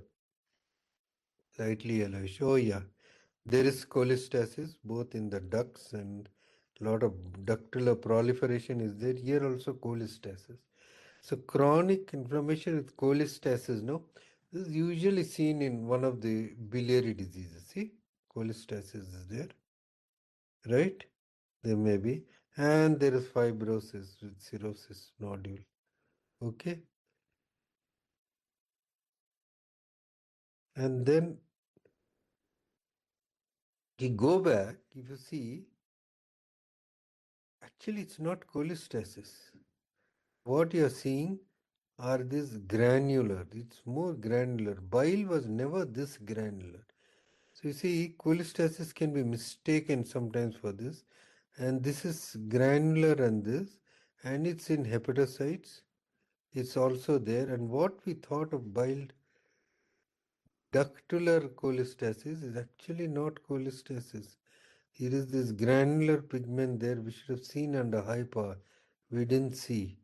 So when you see a granular pigment like this in the hepatocytes and all, which almost looks under low power like cholestasis, go under high power. And carefully when you see, you'll find these are individual granules which are yellowish and brown. So therefore, and see there is a cirrhosis like that. So what you have to do is you have to do, as somebody rightly pointed out, iron staining. And lo and behold, this is rich in iron. And the iron is present even in the bile ducts. Whenever you get iron in bile ducts, think of primary hemochromatosis. Right? It's not 100%, but this will tell you it may not be secondary, it is primary. So any other investigation, what's your diagnosis? Hemochromatosis, grade 4 and cirrhosis. What is the stain? Anybody can say? Quick, quick, quick. Anyone? We're coming to the end slowly. This is serious red stain we have done. This for collagen, this reddish stain. We'll do that later. Now, in primary hemochromatosis, you tend to get coloration of the skin, no? Dark coloration. Is it because of iron or not? Anybody can say?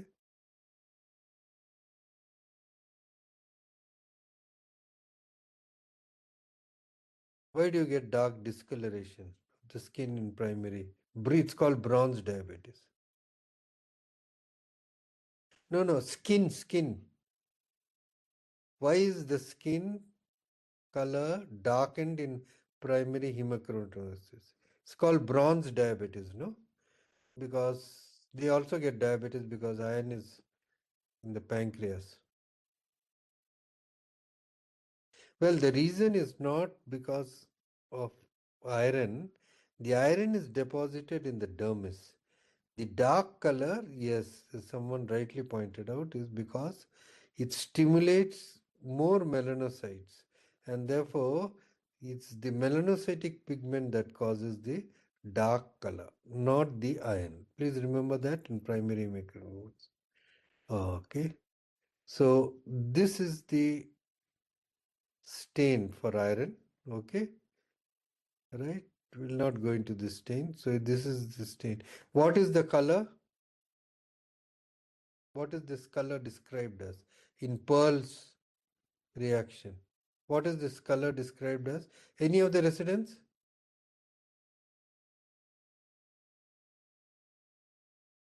What color is this?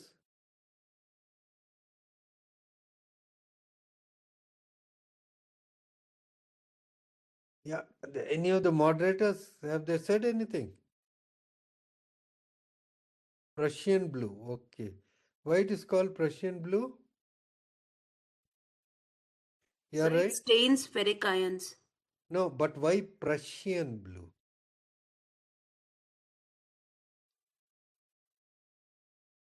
Okay, there's no time. You know, it's called Prussian blue because Ferric Prussia is, isocyanide. this is Prussia, this is Germany. Okay, sir. The uniform of the army, especially of Napoleon and all Prussian, was this blue color. That's why it's called Prussian blue. This is the color of the army of Prussian army of Napoleon and others. So this Prussian blue. So this is how the iron granules look like. Coarse. You reduce the um, you lower the condenser up and down, they'll be refractile in fact. And you do the Prussian blue. Now look at this 13-year-old female, thalassaemic, on regular blood transfusion, ALT AST raised, alkaline phosphatase raised, total protein okay, albumin lower and HbS Ag negative, anti-HCV positive, HCV RNA positive, and is thalassaemic. Obviously received transfusions and got HCV. So what is the diagnosis? Anybody? Clinically, what will you think of? Chronic HCV hepatitis? Or thalassemia could develop HCV hepatitis, okay? Liver biopsy necessary for diagnosis? You know it's HCV.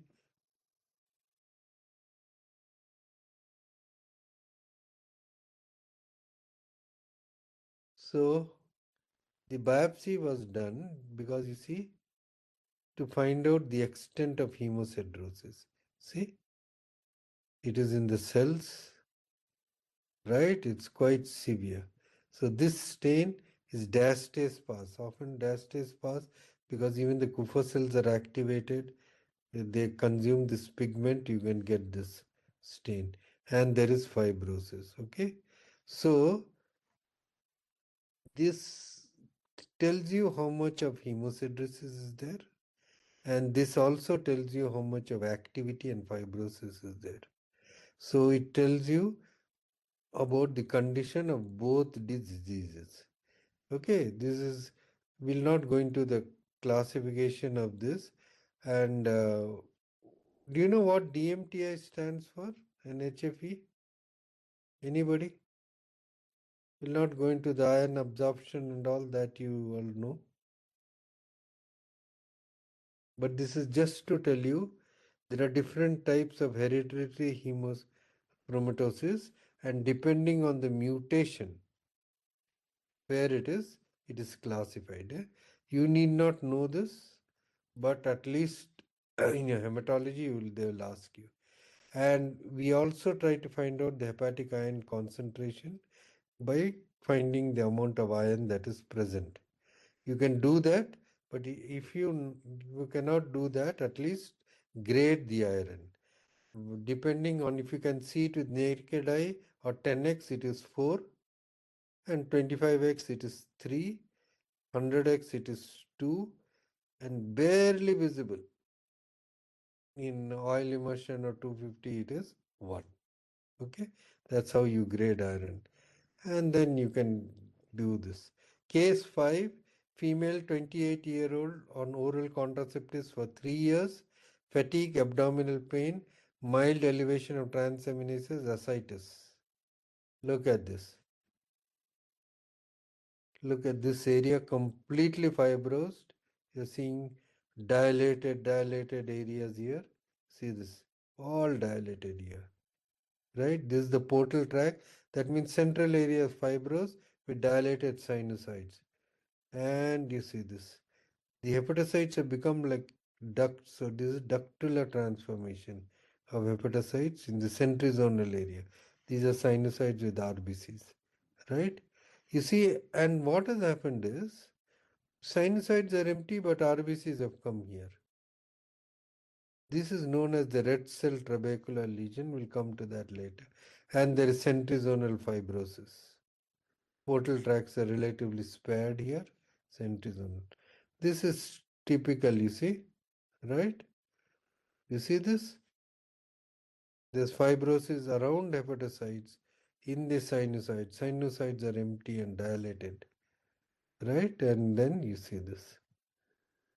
So any other investigation, the diagnosis is hepatic venous outflow tract obstruction. This is typical, right? And in hepatic venous outflow tract obstruction, you will find sometimes not only centrizonal changes, fibrosis and dilated sinusoid, you will find that the sinusoids are empty, but in between, no, in the hepatocytes, they replaced by RBCs. This is called red cell trabecular lesion. And these are ballooned hepatocytes. Sometimes you get this. Okay, nothing. See this slide? See the centrizonal area away from portal tract, necrosed, hemorrhagic. See hemorrhagic, away from portal tract, and necrosed here. So the diagnosis is hepatic venous outflow tract obstruction, or toxic hepatitis, or shock, or acute right heart failure. All of them can give this. It's an acute thing with centrizonal necrosis and lot of RBCs in it, right? So you have to know the history. So if it is toxic, something is consumed, a shock or right heart failure, sometimes just pre-mortem or somebody in failure, or hepatic venous outflow tract obstruction, you can make out.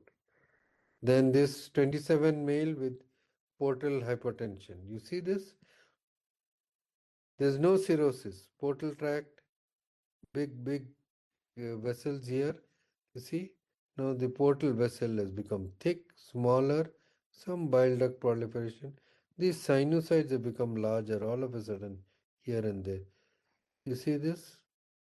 Some dilated sinusoids, little bit of inflammation. See another one. Right here, you're seeing this. Some sinusoid dilated. This is the portal tract, right? Oh, and here it might be the central vein, this one. This is a dilated and it's become close to this, but there's no fibrosis in this. See, there's hardly any fibrosis. So it's not cirrhosis. There are some changes in the sinusoids. The portal vessels have become smaller, some fibrosis, some portal fibrosis. This is non-cirrhotic portal fibrosis, and there were some ground glass hepatocytes. Now, all these diseases we talked about are all related to sinusoids and vascular supply. But non-cirrhotic portal fibrosis, idiopathic portal hypertension, idiopathic non-cirrhotic portal hypertension are all included under the term post post-sinusoidal vascular diseases, PSVD.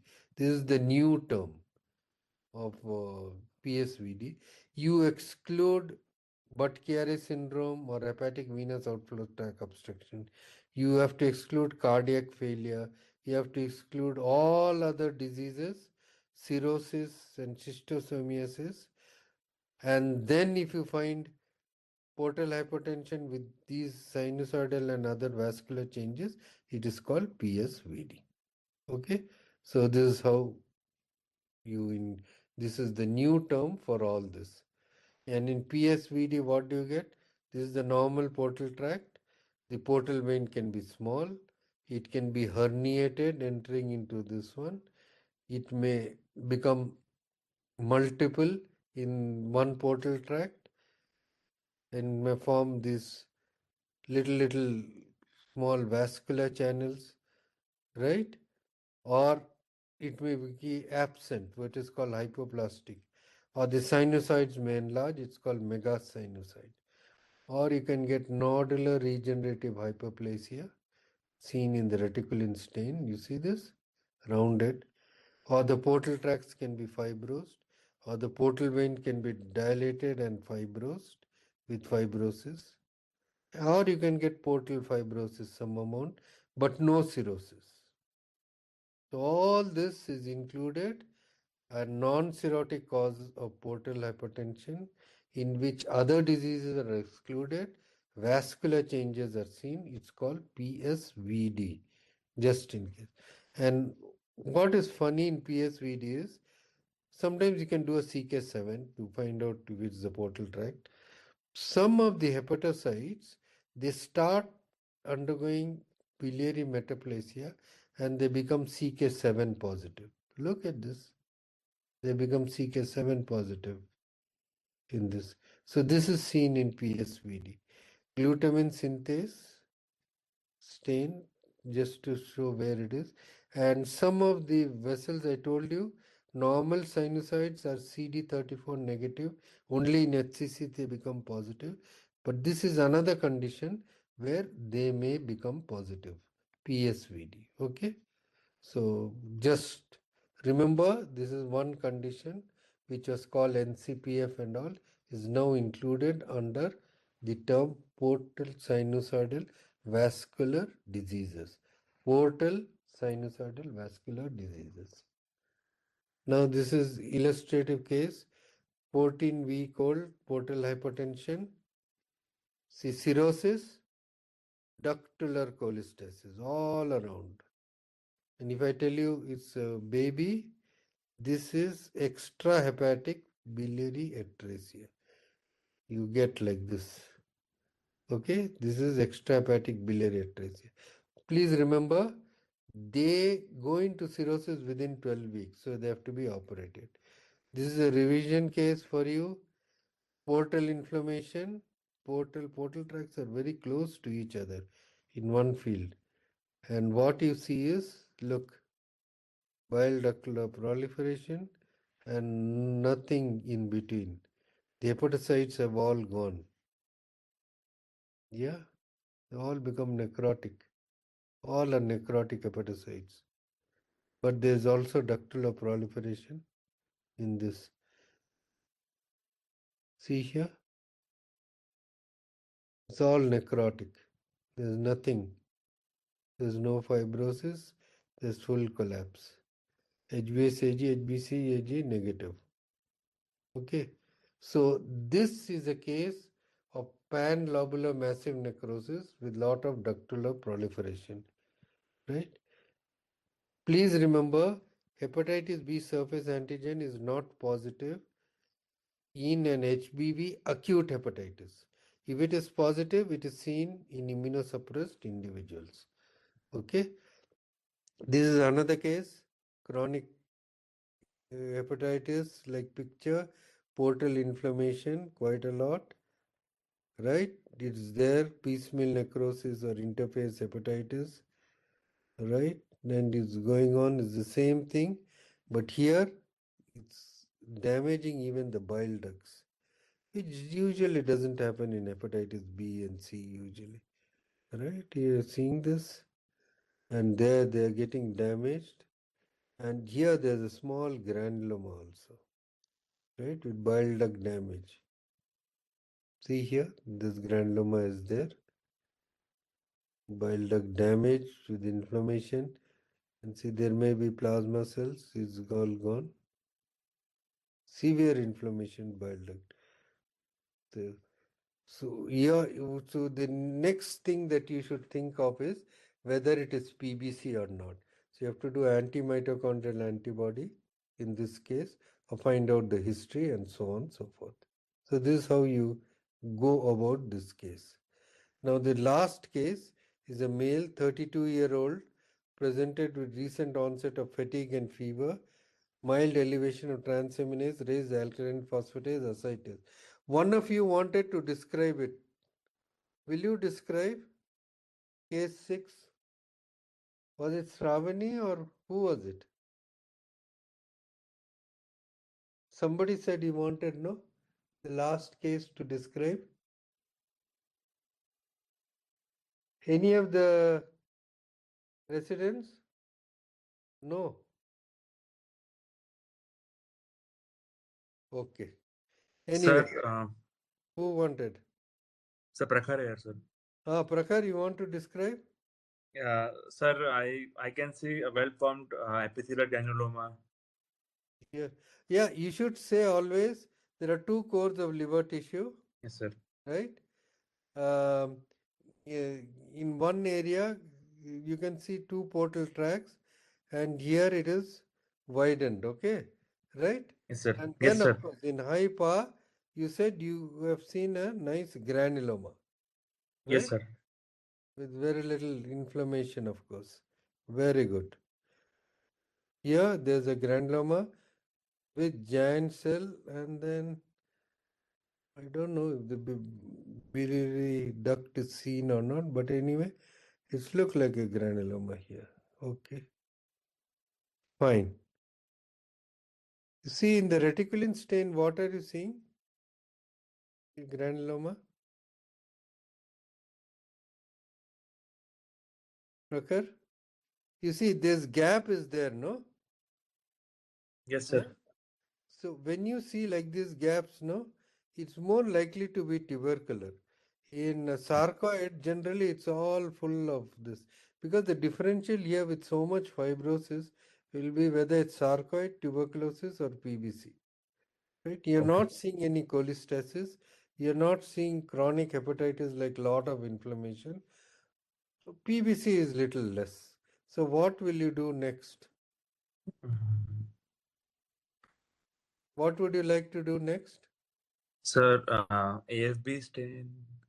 Okay. Yeah. So here there's an AFB. Yes, sir. Very good. So this is tuberculosis of the liver. So you see, granulomas, all granulomas are not PBC. You can get in sarcoidosis, you can get in tuberculosis, and tuberculosis is a great mimic. Sometimes you get fatty change associated with tuberculosis. What granuloma is this? Anybody? You're just closing it. Well, this is the fibrin ring granuloma. See this? This is the fibrin ring granuloma. It's usually seen in Q fever, but you can get it in various other conditions. Fibrin ring. Now, what are these? What granuloma is this? And what is this? This is called lipogranuloma or oleogranuloma. You can get it in NASH. Okay? Right? You get fat with granuloma around. And this is the last case. Let's see. You're seeing fat, you're seeing fibrosis, and you're seeing Mallory's hyalin. What is this here? What do you think it is? Lot of Mallory's hyalin here, fibrosis, fat. This is an apoptotic body, right? There's ductal proliferation and other things also with fibrosis. There is some cholestasis also. Right? Again, Mallory's hyalin, ballooning in this fat cholestasis.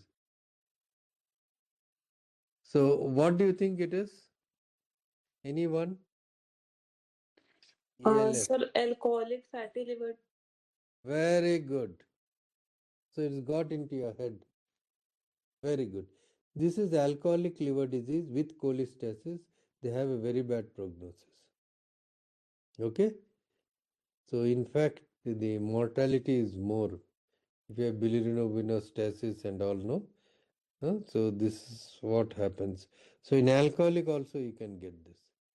And then finally, you see this. This is the liver biopsy with lot of giant cells, no? Finding this? Yeah? Balloon cells with multiple nuclei, giant cells. So this is an infant with giant cell hepatitis. They don't know the cause. There's fibrosis. So what do?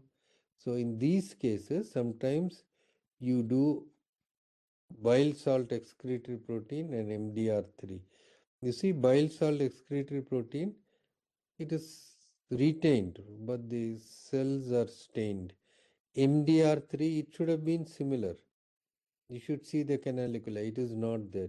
So it is a familial progressive intrahepatic cholestasis, right?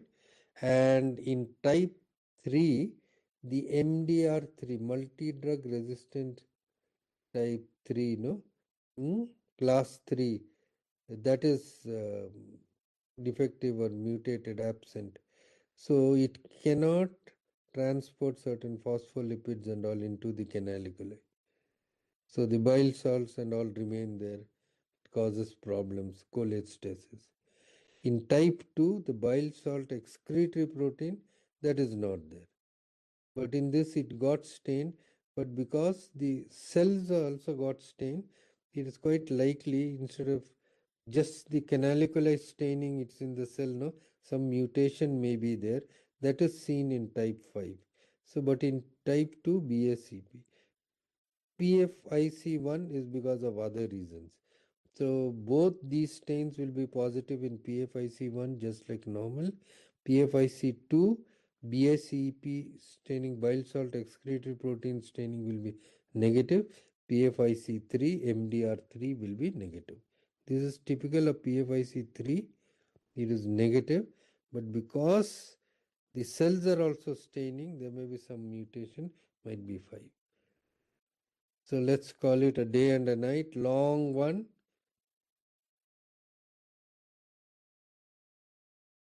So keep seeing slides and learning. I'm very sorry I kept you all awake. But please remember, I told it because the number of liver biopsies you get are changing over time. They are mainly endoscopic ultrasound guided. The etiology, which was earlier alcohol and all, are again increasing. Now it was becoming less, it has increased. So there are other things, NAFLD is increasing. That's why I had to show you a variety of lesions. And I thank everyone who helped me. Thank you so much. Thank you And so much, sir. not at all. I'm sorry that I kept you all awake. And Thank you so much, sir. not at all. Yeah. The pleasure is mine. I'll just stop sharing the screen. There was one spelling mistake for portosinusoidal. I had written post sinusoidal at places. Oh my God, I'm